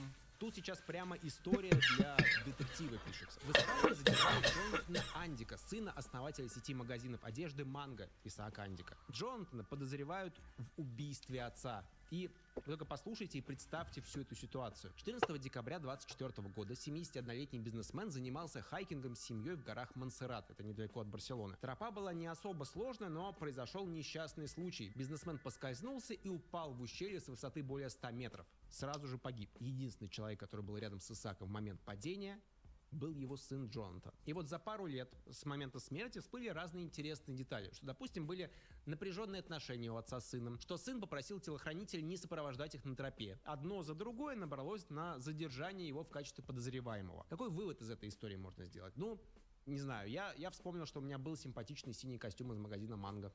Спасибо Исааку за это. Пам-пам. Илон Маск проиграл суд Сэму Альтману. Честно сказать, там не такое было захватывающее противостояние в суде, как дело об обосранной кровати Джонни Деппа. Но все-таки, когда выясняют отношения одни из самых богатых и влиятельных бизнесменов мира, хочется знать, кто кому насовал. И насовали Илону Маску. Его претензия была в том, что он 10 лет назад вложил в OpenAI, разработчика ChatGPT, $38 миллионов как в некоммерческий проект, который должен был развивать искусственный интеллект во благо всего человечества и оставаться некоммерческим. Но потом, по версии Маска, Сэм Альтман и его компания свернули куда-то в сторону коммерции, дружбы с Microsoft и больших денег. Негодяи такие, любят большие деньги. При этом выяснилось, что и сам Илон Маск хотел стать генеральным директором и превратить компанию в коммерческую. Но это смотря как трактовать переписку, которая всплыла во время разбирательства. Подавая в суд, Маск хотел отстранить Альтмана от управления, прекратить действие коммерческой ветки OpenAI и плюсом получить огромную компенсацию. По сути, он хотел устранить конкурента своему и бизнесу XAI. В итоге присяжные 3 недели слушали показания Маска, Альтмана, даже гендира Microsoft, читали их внутреннюю переписку и потом решили, что срок годности прошел. Все. Извини, Илон. Пам-пам. Выписывать штрафы Телеграму и Google Роскомнадзору, кажется, стало уже скучно, потому что никто эти штрафы не платит, законы о локализации данных соблюдать не спешат, а в случае конкретно штрафов для компании Google, там уже просто закончились понятные человеческому сознанию числа, идут какие-то выдуманные числительные. Хотя все числительные, конечно, выдуманные, но не суть. Суть в том, что хочется ведомству чего-то нового. И теперь пошли штрафы видеоигровым компаниям. Они тоже почему-то не спешат переносить свои сервера в Россию. Мировой суд Таганского района Москвы привлек к административной ответственности американского разработчика игр Epic Games, создателей Fortnite. Компания должна будет заплатить штраф 2 миллиона рублей. Можно вибаксами. В современной России вот так выглядят бессовестные административные нарушители.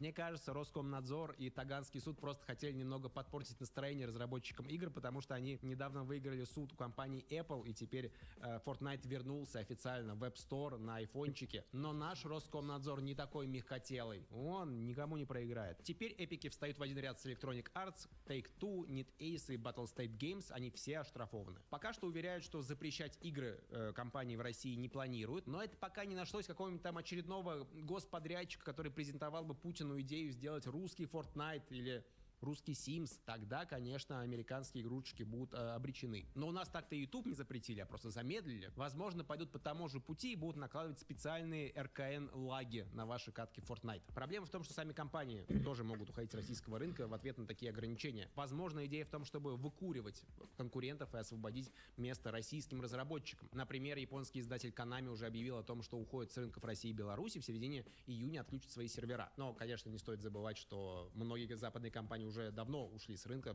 после 2022 года. Так, знаете, это, конечно, не прикольно, что у нас сейчас есть не нулевой шанс вернуться во времена этого повального пиратства нулевых годов. Да, там была, конечно, некая эстетика во всем этом, но как будто, знаете, это уже пройденный этап, хочется чего-то нового. Пам-пам. Певцы Джонни и Эмин планируют английскую версию своей песни «Камин» 2020 года выпуска. Что у ребят с таймингом, может спросить человек, который не открывал в последние месяцы рилсы. Мне очень нравится эта история. Благодаря вот таким виральным нейровидео о том, что ягоды и фрукты изменяют друг другу по кругу, а на фоне играет песня «Камин», у исполнителей по 700-800 миллионов слушателей в месяц на стримингах. Это больше, чем у Дрейка.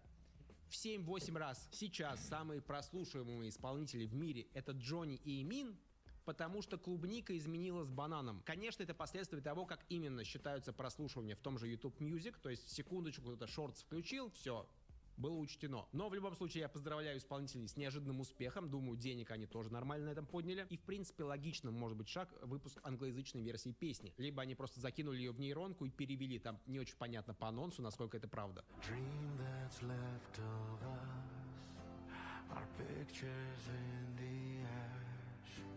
Я считаю, на самом деле, что конкретно в этом случае было бы более трушно, чтобы это была просто нейропеределка, как «Седая ночь» в исполнении Канье Уэста.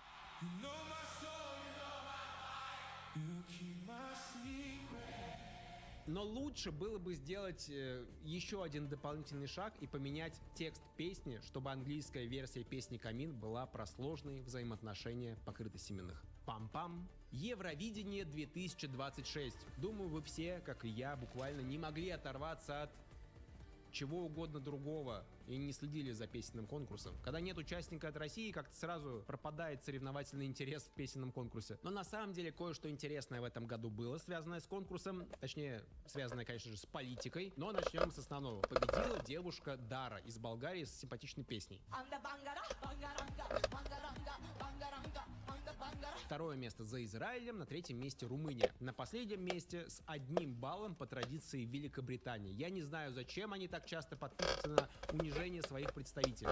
Может быть, им это нравится. Так вот, за скандал в этом году опять отвечали израильтяне. В Евровидении есть такое правило, что до участия не допускается страна, которая ведет войну, только если эта страна не Израиль. И вот да, это странное правило, оно не всем нравится. Из-за участия Израиля конкурс бойкотировали 5 стран. Ирландия, Исландия, Нидерланды, Испания и Словения. Но еще можно отметить, что мало кто вообще ожидал победы именно Болгарии, Нидерланд.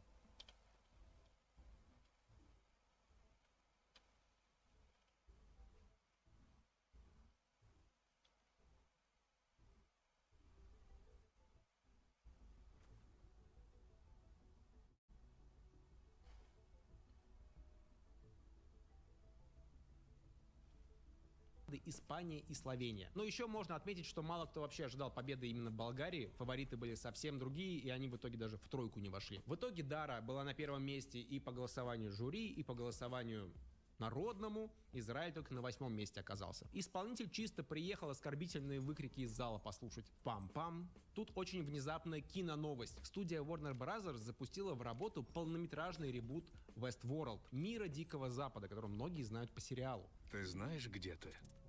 Я во сне. В моем сне. Все это создал я.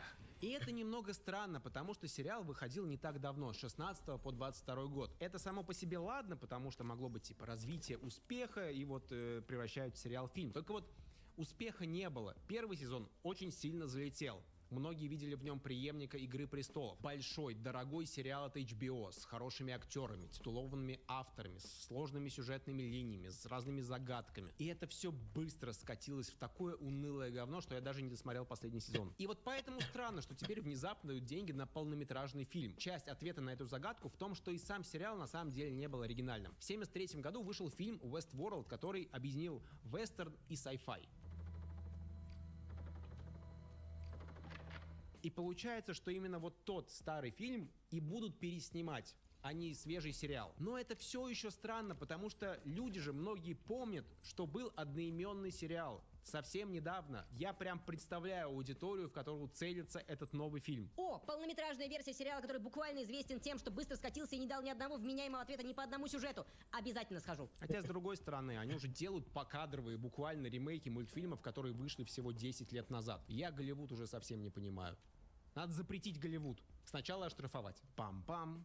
Ребята, я такой интересный стрим посмотрел недавно. Интереснее, чем вот любые там чемпионаты по доте или бонус-ханты в казике. Figure AI, разработчик человекоподобных роботов, запустили стрим, на которых их машины сортировали посылки на конвейере. То есть, да, стрим того, как роботы работают полную смену без участия людей.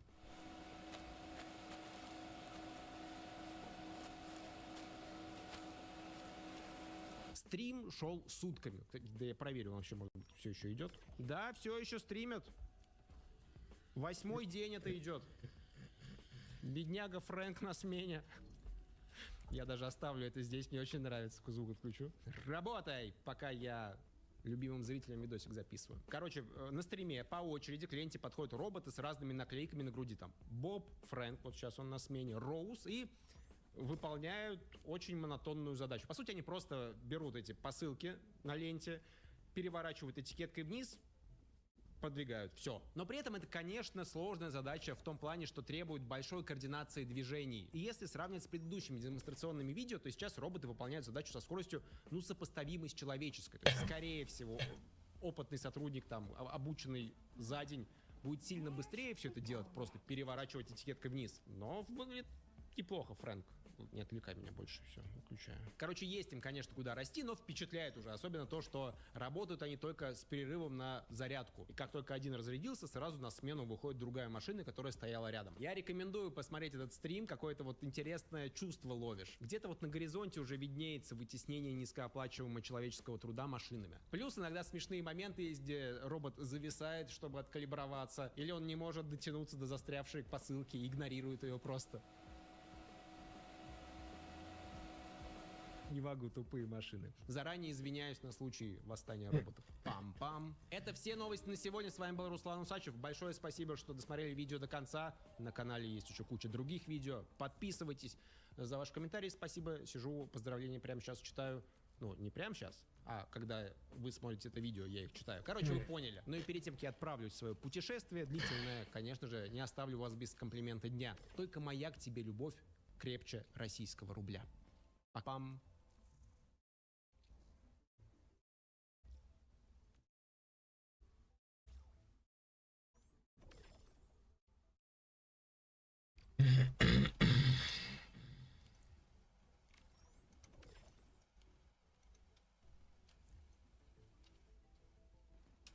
Okay.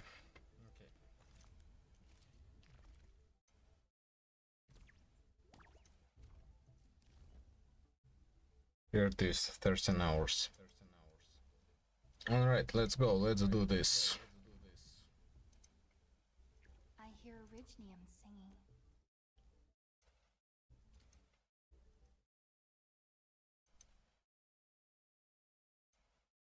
Кокблок — это когда яйца.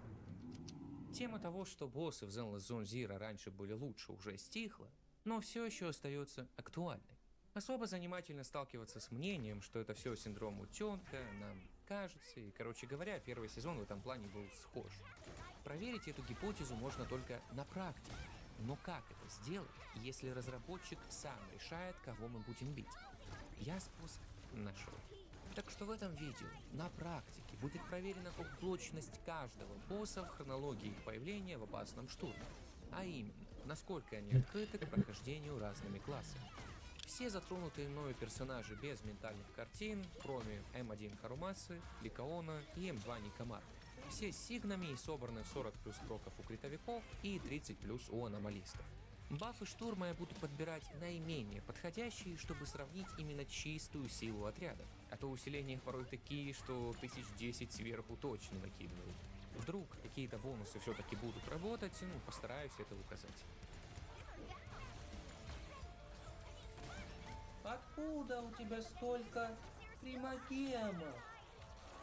Конечно же, с помощью фотошопа. А где взять столько на самом деле? Да, и других сервисов. Участвуй в ежедневных раздачах декоинов для получения бесплатных бонусов. А при регистрации по ссылке в описании будет скидка на первую покупку. Безопасные, простые и выгодные пополнения. На донатов нет, донат есть.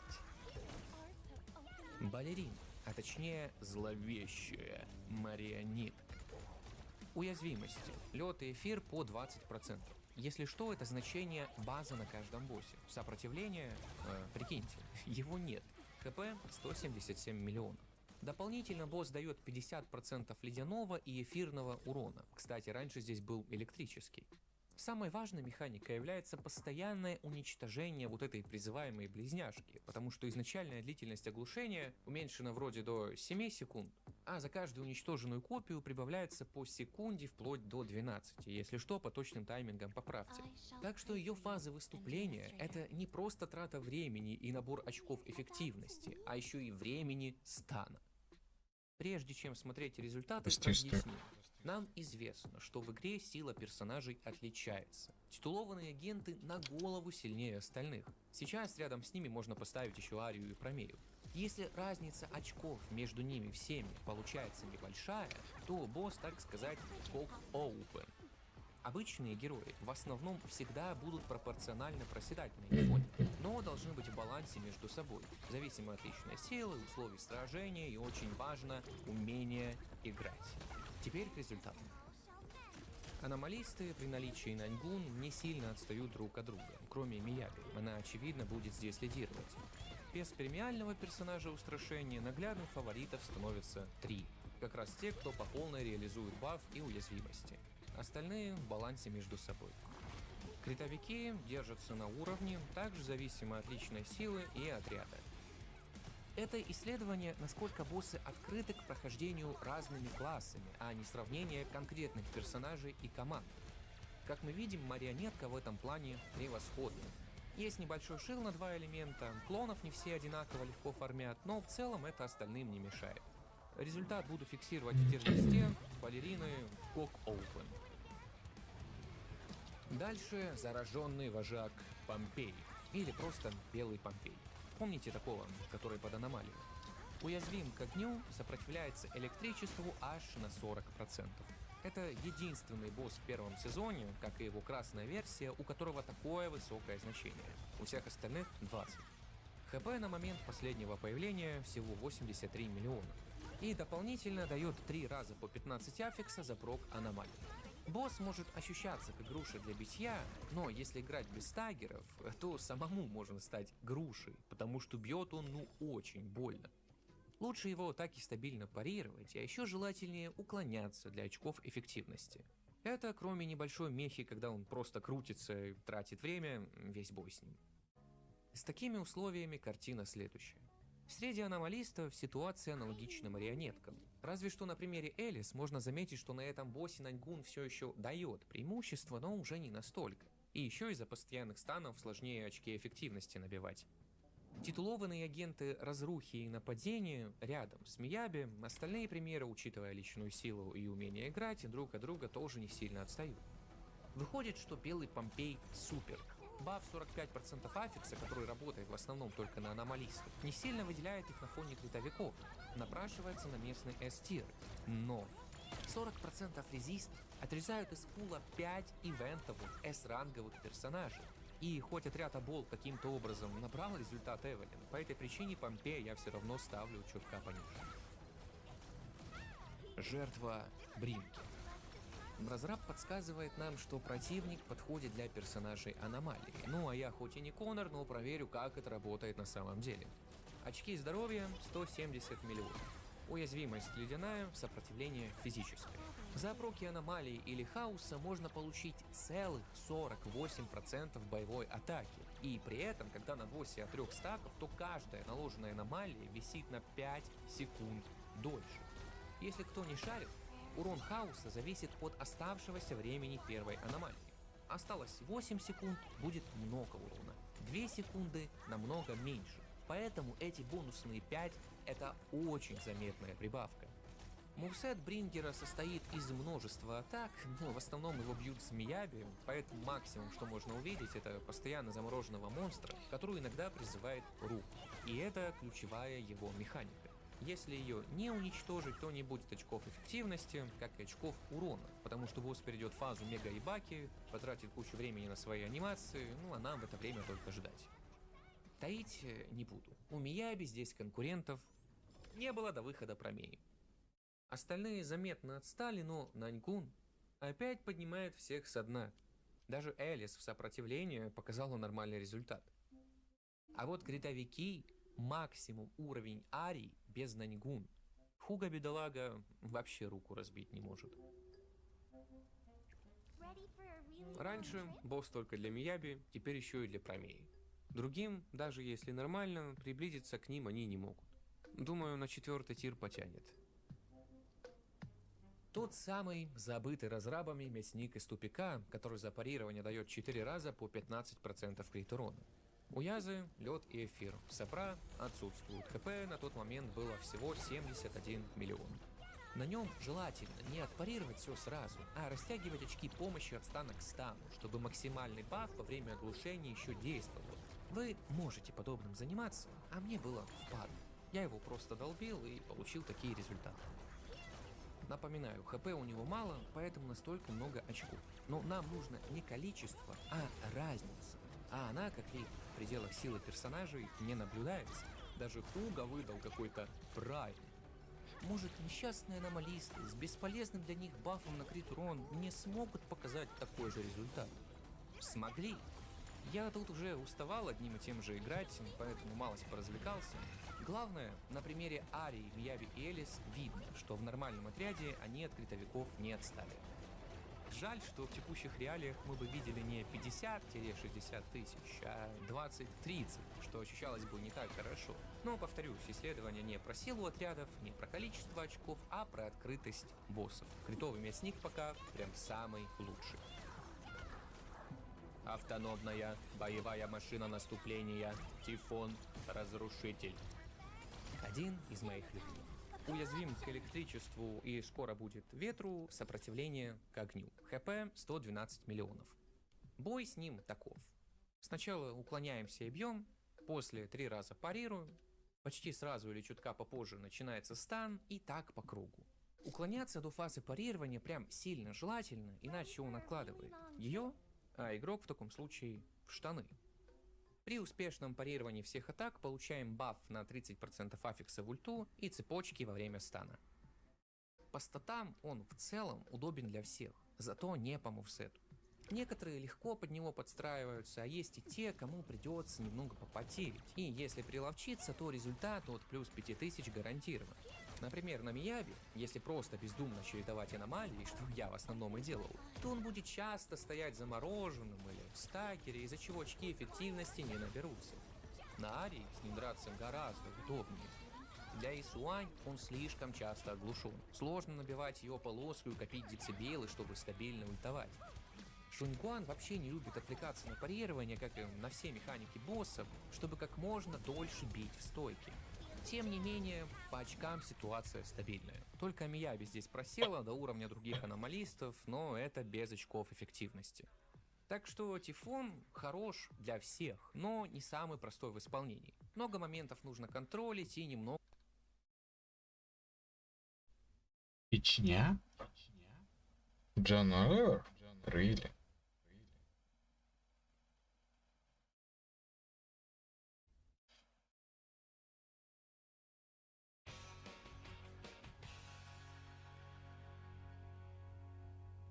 Now, finally, before we go this week, a quick word regarding Chechnya.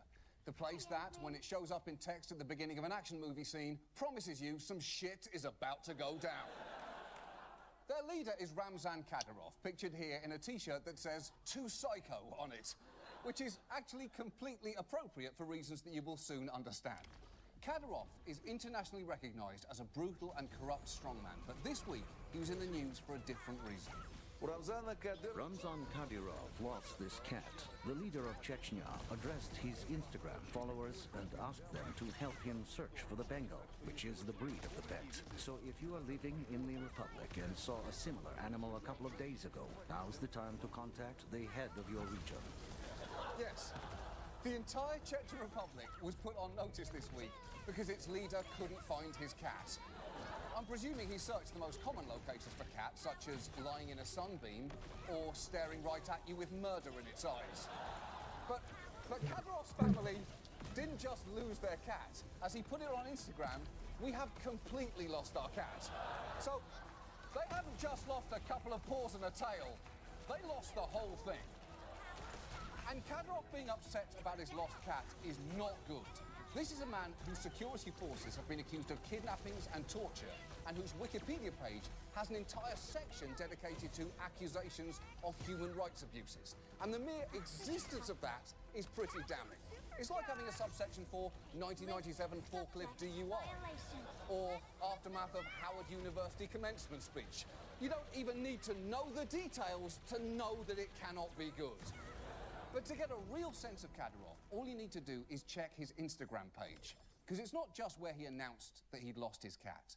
It's also where he keeps his 1.8 million followers updated with videos of his workout routine set to the finest European rave music.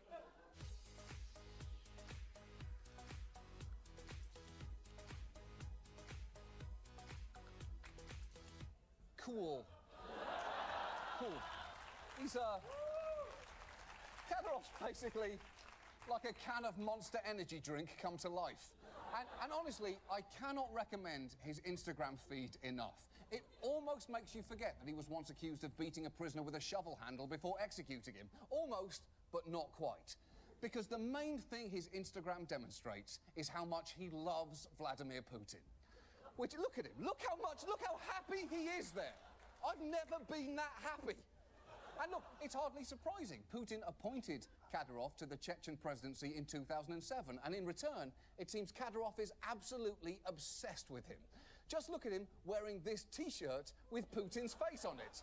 And then look at him in this other Putin T-shirt, and then this other Putin T-shirt, and then in this Putin hoodie. All of these are on his Instagram, and we're not even nearly done yet, because here he is in another Putin T-shirt, standing next to his friend in yet another Putin T-shirt.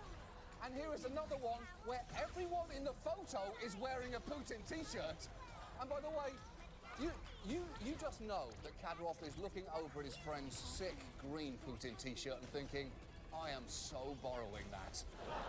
And you'd be right, because here he is wearing that exact same T-shirt. It seems from his Instagram, the only thing that Kadyrov apparently loves more than Putin or Putin T-shirts is animals. Because you can also see spectacular images of him holding a lion like a baby, snoozing with a tiger, having fun with a horse, nuzzling a different horse, cradling baby chicks, and holding whatever the fuck this is. Say what you will about Kadyrov, and Human Rights Watch certainly has, but the man knows what he wants, and what he wants right now is the return of this evolutionary farce of a house pet. And look, this is a problem for all of us, because when Kadyrov can't find something, he goes a little nuts. Over the weekend, Kadyrov misplaced his phone at a big wedding held at a museum. According to Russian human rights group Memorial, the Chechen leader had more than 1,000 guests, including children, called back to be questioned about his phone. I would imagine each of those interrogations began with the guest asking Kadyrov, have you tried calling phone? Oh, no, you're right. Calling back 1,000 guests is better way. But just think, if he is willing to do that for a cell phone, just imagine what he is willing to put the Chechen people through for a cat. So my point is this. We need to find this man's fucking cat. And we need to do it yesterday. And that is why tonight, we are launching a campaign to hashtag Find Kadyrov's Cat. It's very simple. If you have seen his cat, simply contact him on Twitter or Instagram and send him a message reading simply, I have seen your cat. If you have not seen his cat, then contact him with a message reading, I have not seen your cat. And if you've seen something that looks like his cat, but you're not sure, take a photo and send it to him with a message, is this your cat? Those are the only 3 things I'm asking you to send him, but we need to do it. Because for the good of the Chechen people and stability in the whole region, we have to find this fucker's cat.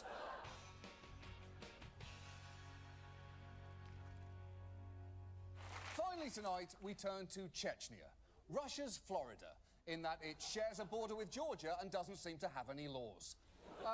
Its leader, Ramzan Kadyrov, is known for its human rights abuses, his close ties to Vladimir Putin, and his phenomenal Instagram page, where you can see him, among other things, attempting to make out with a deer.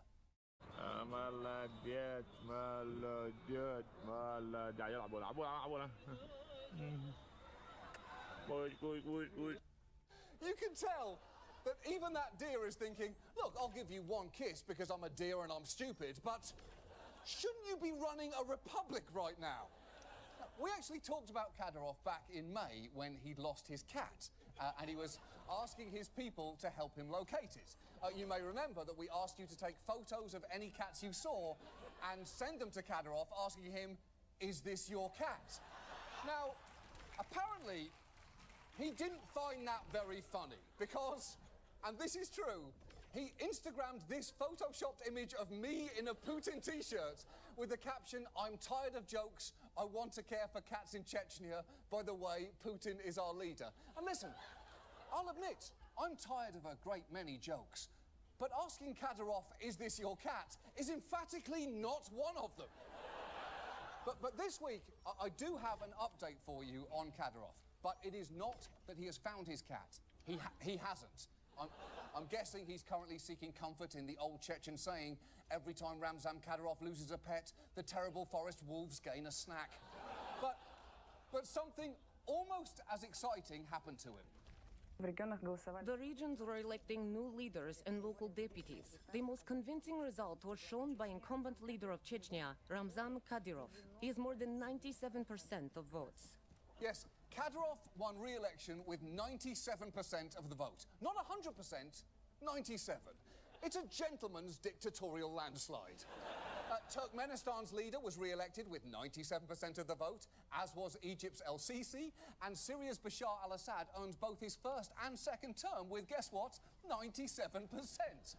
That number seems to sum up the tyrant's mindset perfectly. I'm paranoid enough to know that 100% is too high, and yet I'm delusional enough to think 96% is a real nail-biter.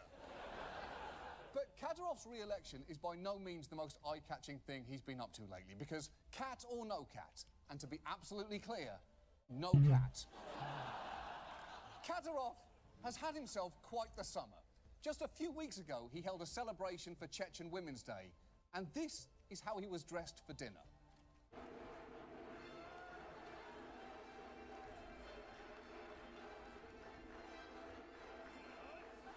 Who wears a suit of armor to a Women's Day dinner? Congratulations, ladies. To honor you, I'm wearing clothing from an era when you had no rights whatsoever. You there, serving wench, bring me my Women's Day wine. And that was just the beginning. You see, Kadyrov has 3 young sons, pictured here being hugged by what is either Steven Seagal or a tomato with a goatee. It's unclear.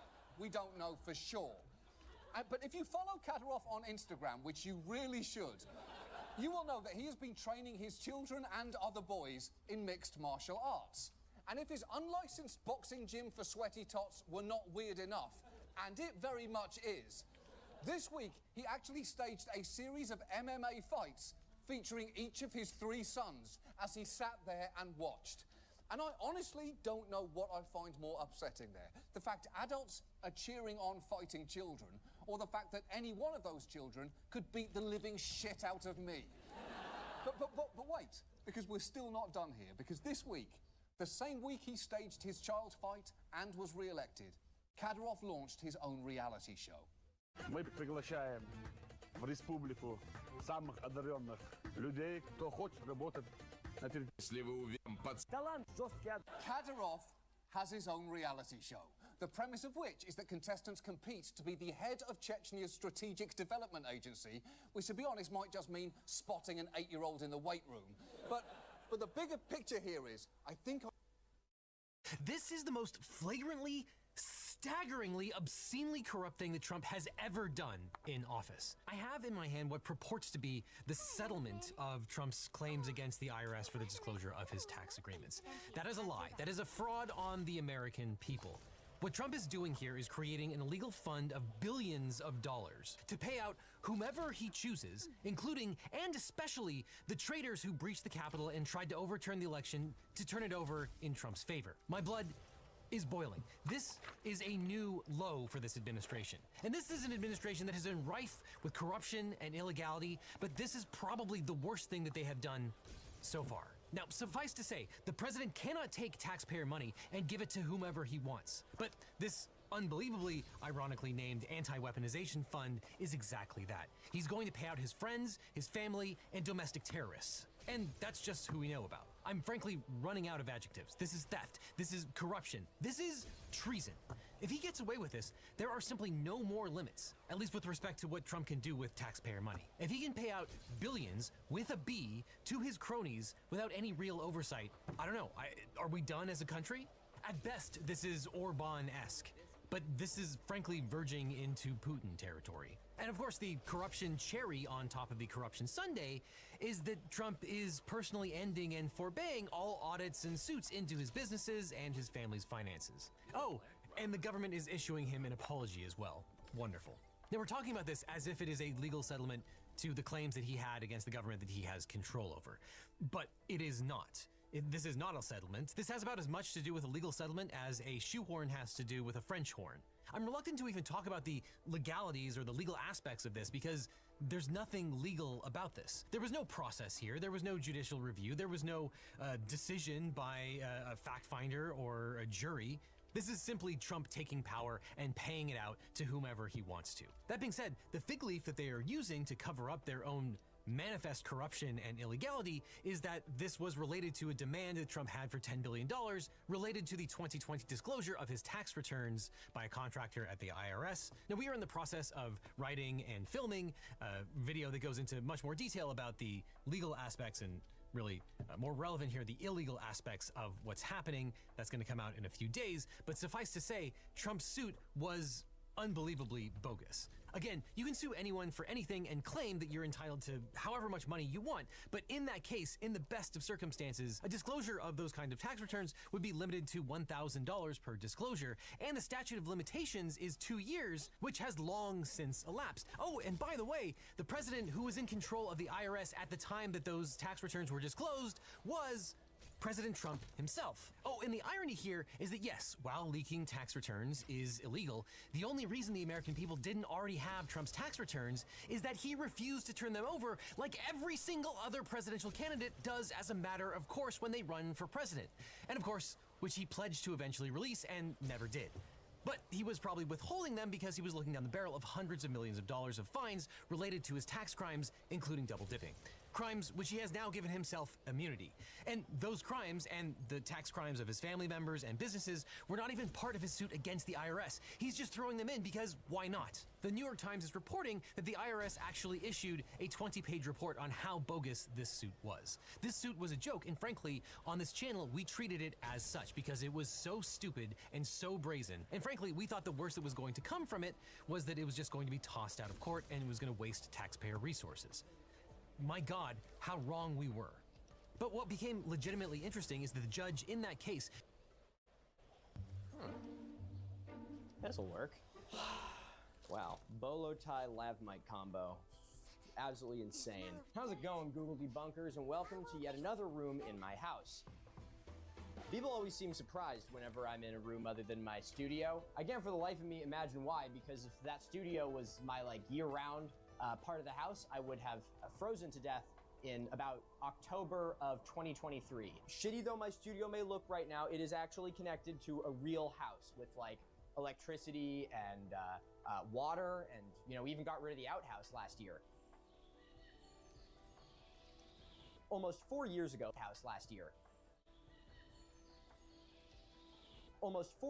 back in December of 2022, I made a video looking at an atlas from 1855. Now, safe to say, in the last 4 years, my production value has gotten a little bit better. Hey, let's rock.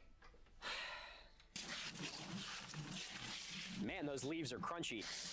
Spin that wheel, Big Papa. I should invest in a real big boy camera and at least pretend that I'm a professional. I may still be completely incapable of making my camera autofocus on my face, but at least I ironed out the kinks of having a microphone that doesn't completely suck and, you know, not filming on a GoPro. Likewise, in the last 4 years, I've also just gotten better at making videos and have a little bit greater knowledge in the topics that I'm discussing. And while that textbook video was great for the time, when I rewatch it now, it is exemplifies all of these things. See, when I made that video, I had very little preparation and sort of just flipped through the book and did a reaction to it, which made for a fine video, but since then, it's really stuck with me that there is so much stuff that I missed. So since both the production value and my process of making these videos has improved dramatically, and since our community has grown significantly since then, today I want to dive back into this book to make what that video should have been. Whether you've seen that video or you haven't, it doesn't matter. Ladies and gentlemen, my name is Milo Rossi, and today it is my great pleasure to take you on a tour of the world as it was in 1855.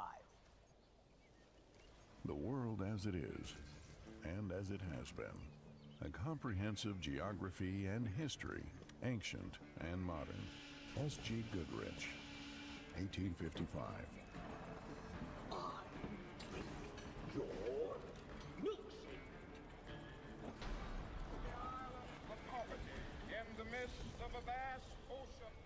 As someone else fascinated by history, I'm sure that you've also noticed how challenging it is for the human mind to really wrap your head around a history timeline. I'm sure we've all heard that fun fact that, Cleopatra lived closer to the invention of the iPhone than to the construction of the pyramids, which was devastating for me because it meant my Cleopatra alien fan fiction was historically inaccurate by several thousand years. So for the purposes of this video, I really want to try and emphasize putting us in the perspective of the time when this book was written. And one of the ways I want to try and provide this perspective is by giving equivalent dates of things we find in here as if this book had been published today. That sounds a little confusing, so I'll give you an example. Going off the year I'm making this video, 2026, 2027, this book is around 170 years old. The year it was published, 1855, is only around 80 years after the United States gained independence, meaning that this book was published nearly 100 years closer to the American Revolution than to us reading it today. That sounds pretty impressive, but to put that into perspective, if we were sitting down to read this book and it was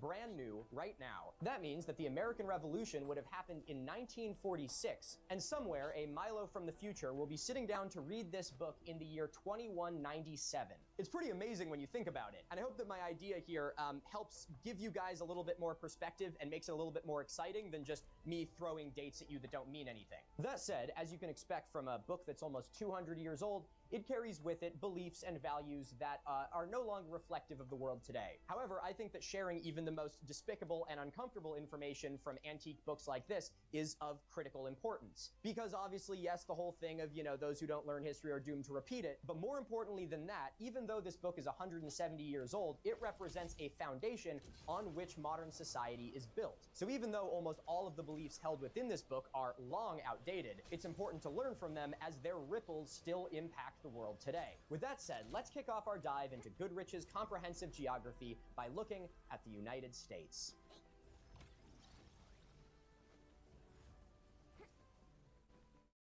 Oh, I'm thirsty. I have no idea where my water bottle is. All right, there we go. Got a jar of water. Uh-oh, Milo's drinking out of a mason jar. He's putting his hair in a man bun. You smell that? Milo's drinking out. All right, there we go. Got a jar of water. Uh-oh, Milo's drinking out of a mason jar. He's putting his hair in a man bun. You smell that? It's truffle aioli. Whoa, yeah. Clap. Wow, Andy Grammer, is that you? Wow, Mumford's son of which you speak, is that you? I don't really subscribe to the whole white gloves when doing stuff like this. Apparently that can be more damaging to old texts than just using well-washed hands. So before handling this, I've washed my hands with a non-chemical soap, and I've tied my hair up so I'm not getting oil on my hand brushing my hair out of my eyes. As you guys are probably very aware, I don't exactly run a clean room environment here on the Mini Minuteman channel.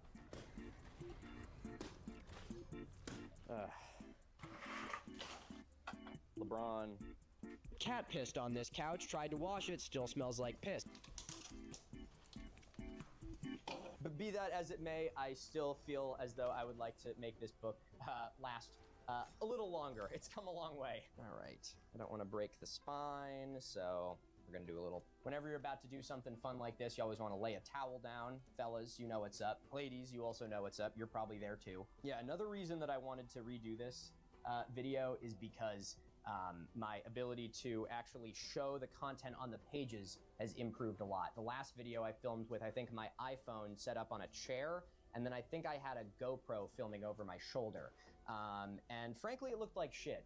So now I have my nice camera, and then I have a secondary camera, and then I also have a hand scanner. So I can actually scan these pages and give them to my wonderful editors. Thank you guys, I love you. You guys should be thanking them too. And we can actually put like high-res images of these maps and graphics and things on the screen, so you guys aren't just looking at me in, you know, about 720p sitting next to a fireplace, just telling you what I'm seeing. This book begins with sort of some natural science stuff. Unfortunately, they don't go too into it, which I would have loved if they did, because it would be very funny to look at how much our knowledge has changed. But as you'll notice in our maps of the hemispheres, pretty much all of the land on Earth has been mapped more or less as it appears today, with the exception of Antarctica, which does not appear on these maps. Antarctica, I think, was first charted by European explorers in, what was it, 1820, I think? Or first noted by European explorers in 1820, which, to put into perspective of this book being published today, means that Antarctica would have been first noted by European sources in 1991,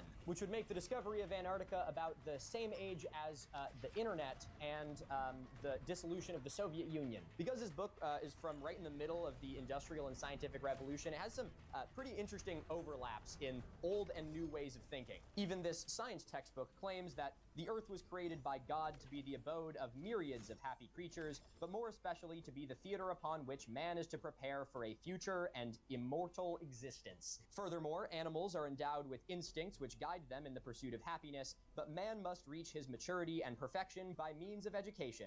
Uneducated man is savage. While this whole thing is an atlas, which normally is not a very subjective thing, the entire thing is understandably informed by the sort of Euro-Christian dominant worldview at the time. This manifests in some invocations of Christianity, like in this section, which gives the history of the Earth and includes sections such as Adam and Eve, Cain and Abel, and the deluge. But more commonly, we will see displayed the widely held belief at the time that humanity worked on a linear scale from savage to civilized. Believe me when I say we're going to see a lot of examples of this, but right off the bat, there is one here on the page introducing America, which reads, Indians. When America was discovered by Columbus, it was found to be inhabited by a peculiar race of people who received the name Indians. They were mostly in a savage state, but two great empires, Mexico and Peru, had made some advances in civilization. I went a lot more into sort of how these narratives appear in this book in my previous video, so I'm not going to do that as much here, where instead I want to focus on the snapshot of the world as it currently existed when this book was written. So with that, this is our map of America.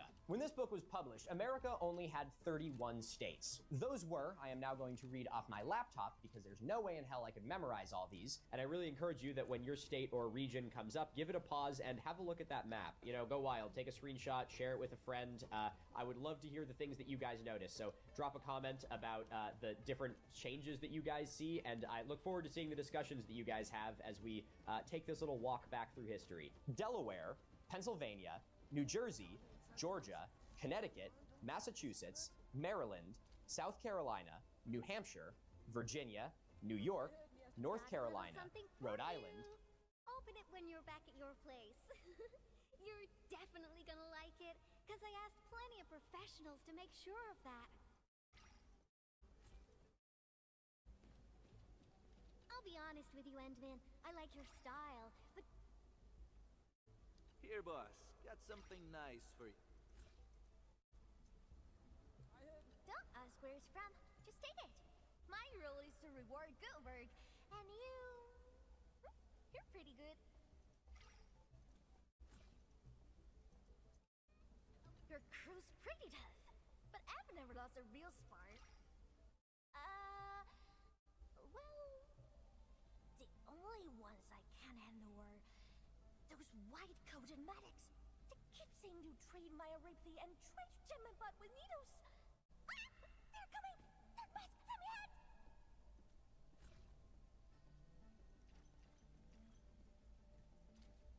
Oh, you shouldn't have. Got any more? How about another one?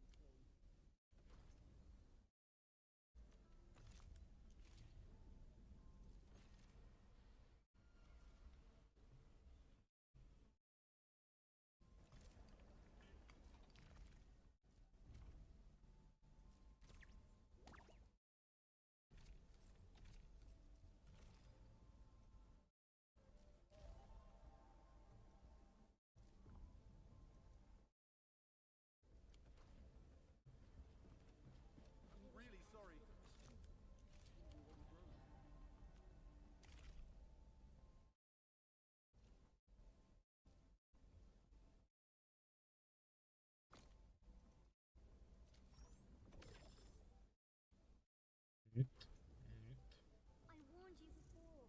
Don't touch the better valve. No, time for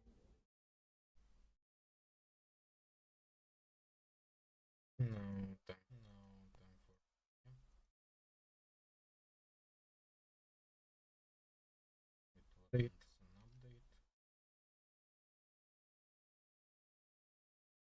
Is what's his name back? I don't know. Yeah, I'm here. So, Yeah, Rico, this is Rico, over me. I need you to know fully her shame, okay? She has known Dawn since Reveal what was her it, Dawn shame. middle school, and Dawn's character was the last rate up. She did not pull for her, but she M6'd you. Because I was saving for For Rico. Dawn, tell us how upset you were. Tell us more. Thank you. She's so sad right now. Can you hear it by the pitch? You know, me and Dawn have had our ups and downs, and even though this is a down, I'm sure we'll have an up again. It'll be fine. All right, so Rico, the way we do it is we usually say something before we all hit. Rico, can you growl? Can you give a woo? Oh my God, please, please growl, please growl, Do it please right. growl. You're making me laugh. This is weird. You guys are all just here. No, go ahead, go ahead. Did you hear that? Did you hear that? Turn the volume up. Begging for mercy. You should have started with that. Everyone say, "Oh, Bill! Are you kidding me?" Listen, Molly. Your Uber Eats has arrived, and then Monato goes, I would never order Uber Eats. I cook at home. Give us a good woof woof. Boof. Boof, boof. Say roar XD. Raw. XD.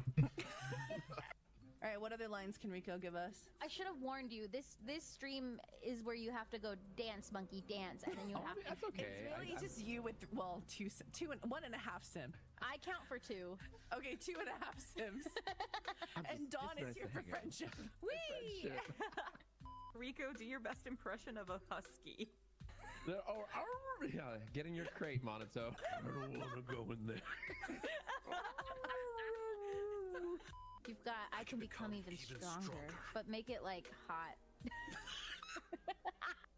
I can become even stronger. Not the growl at the end. He got like a pre-life and post-life growl to get in the character, you know? Rico, I have a request. Say something in Tagalog. You pulled my balls. Salama, ball. I'm living like through you guys on this for sure. But when I join it, you guys have to guide me gently. Oh yeah, through the we will. process. Now you have to say, "Guide me gently," as Monato. What the frick? And do a growl before it. Yeah, do a growl. Gently.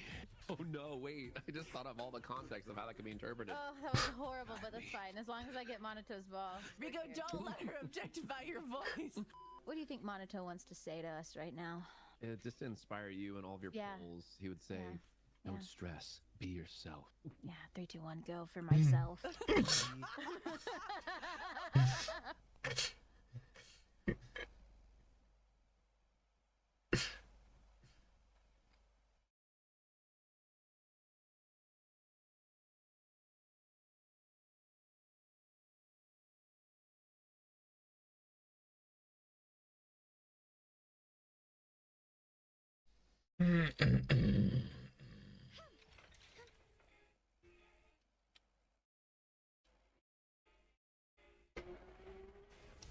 Anyone want to experience the future of modern gaming? Hey, it's Trip. Why don't you come over tonight? Grace and I, Oh, I'd to see love you. nothing more. Leave it to me, Mint. so yeah, just, come on over around 8. It'll be fun. That's great, Trip. I'm loving the graphics. The ominous trombone and I have hired the man and woman standing emoji to stare at you. Where are the new wine glasses? That should be obvious. Oh God, Trip, don't turn this into a big production, please. Jesus, Grace, come on. I'm not asking a lot here. Hey, how you doing? It's me, John Facade. John! That's Hey, me. it's excited too. Okay. Okay.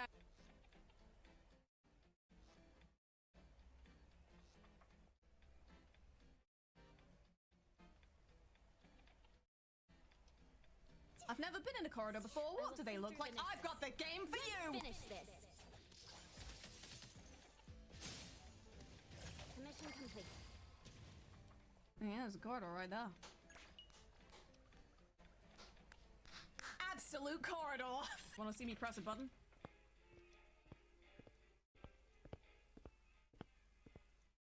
I've been pressing a button this entire time, you fool. Wanna see me do it again? Never open this game again. Okay, I'm sorry! Well, guys, that's gonna be it for this episode of me crying. Worst they can say is no. The ominous and nefarious corridor button. I don't know how to take no for an answer because I can't read. How dare you? Yeah, I get that a lot. Don't mind me. This would be where I could whistle if I was confident in my whistling ability. Don't mind me. Just gonna... Yeah, that's fair. Anyone want to open the game a third time? I'm being serious. Oh, he's put the button further away now, hasn't he? Oh. The corridor says, appear offline to avoid spamming your friends list. Yeah, I get that a lot. Delicious walking simulator. Don't mind me, please. Or I'll cry. Yeah, I really should learn at this point. Unfortunately, here's me opening the game for a fourth time. What will you do now? Oh. Yeah, no, he makes a good point, yeah. What? Damn it. Hey! Yeah, go on then. Push it. I want you to push it. I've come round. Oh boy! There's no sprint. I don't know why I thought there was a sprint button. Boy oh boy! I sure can't wait to press this button! I don't really know what I expected, yeah. I want to get my money's worth. By which I mean, like, I think I paid £1.50 for this. Reverse psychology is never quite as easy as they say it is. Holy shit, is that a... My god. It's a... thing. Another new day. Okay, well, I'm not emotionally ready for that right now. Oh, so you like pushing a load of meaningless old buttons, do you? Well, feast on this. They're not meaningless because So, I considering the medium. give them meaning.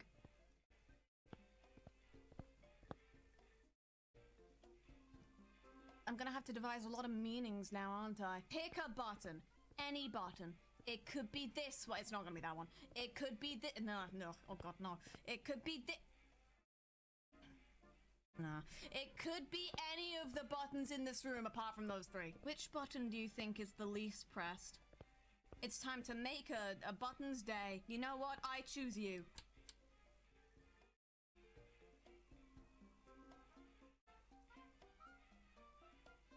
Oh my god, the game didn't crash. I did it. I pressed the... I'll do it again. Listen, it's not much, but it's honest work. I am a gamer. I love press button. Honestly, that's all I spend most of my time doing, even when I'm not gamer. Okay, yes, this is somehow more painful for me than it is for you. It's the one in the corner. I wasn't even thinking about that, buddy.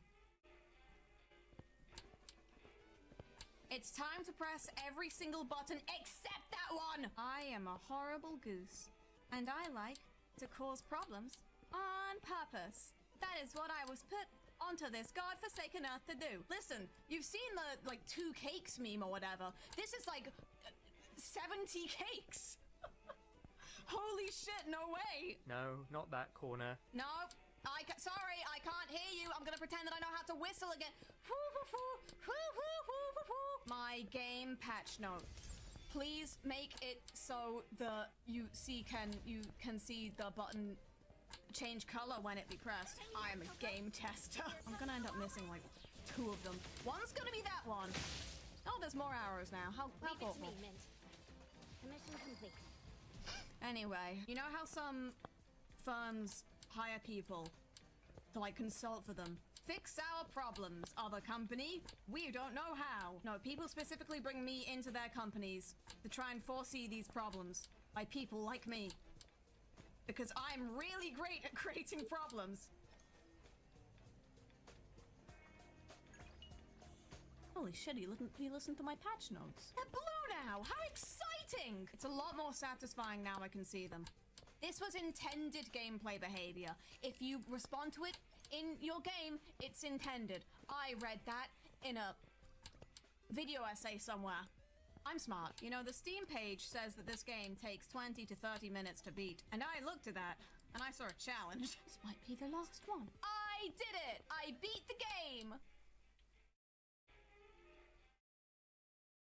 Yeah, that's on me for getting my hopes up, isn't it? Did I miss one? Or is he— I'll get to you! Or is— There's two buttons over there, isn't there? Yeah, no, he wants me to press this button, but this button— Yo! Holy shit! I did it! Apparently that was 156 fake buttons. I mean, I think we made that clear. We've run out of therapy. We just don't have any more. Ooh. Okay, well, I think you'll find it's very simple, really. I'm a silly little dude.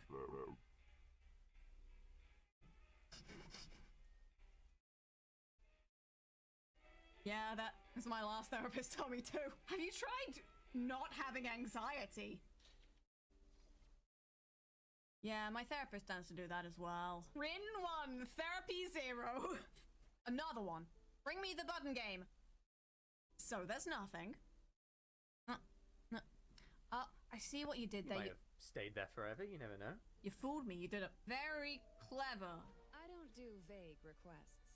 Man with name? I'm not gonna worry about this. I've got buttons to press, baby. Oh, yeah! I wonder what happens if I press the door. Nothing! His name is the Corridor, and you'll do him well to respect that. Okay, well, you know what I'm gonna do it. I'm gonna press the button. Okay, well, surely this is something that I'll figure out later.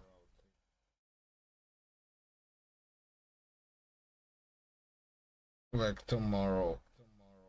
Maybe. Oh, maybe not. Oh, wait. I just remembered I have to go somewhere after work. Yeah. Okay, that's going to be it for the stream. Good luck, have fun, thanks for watching, and I'll see you next time.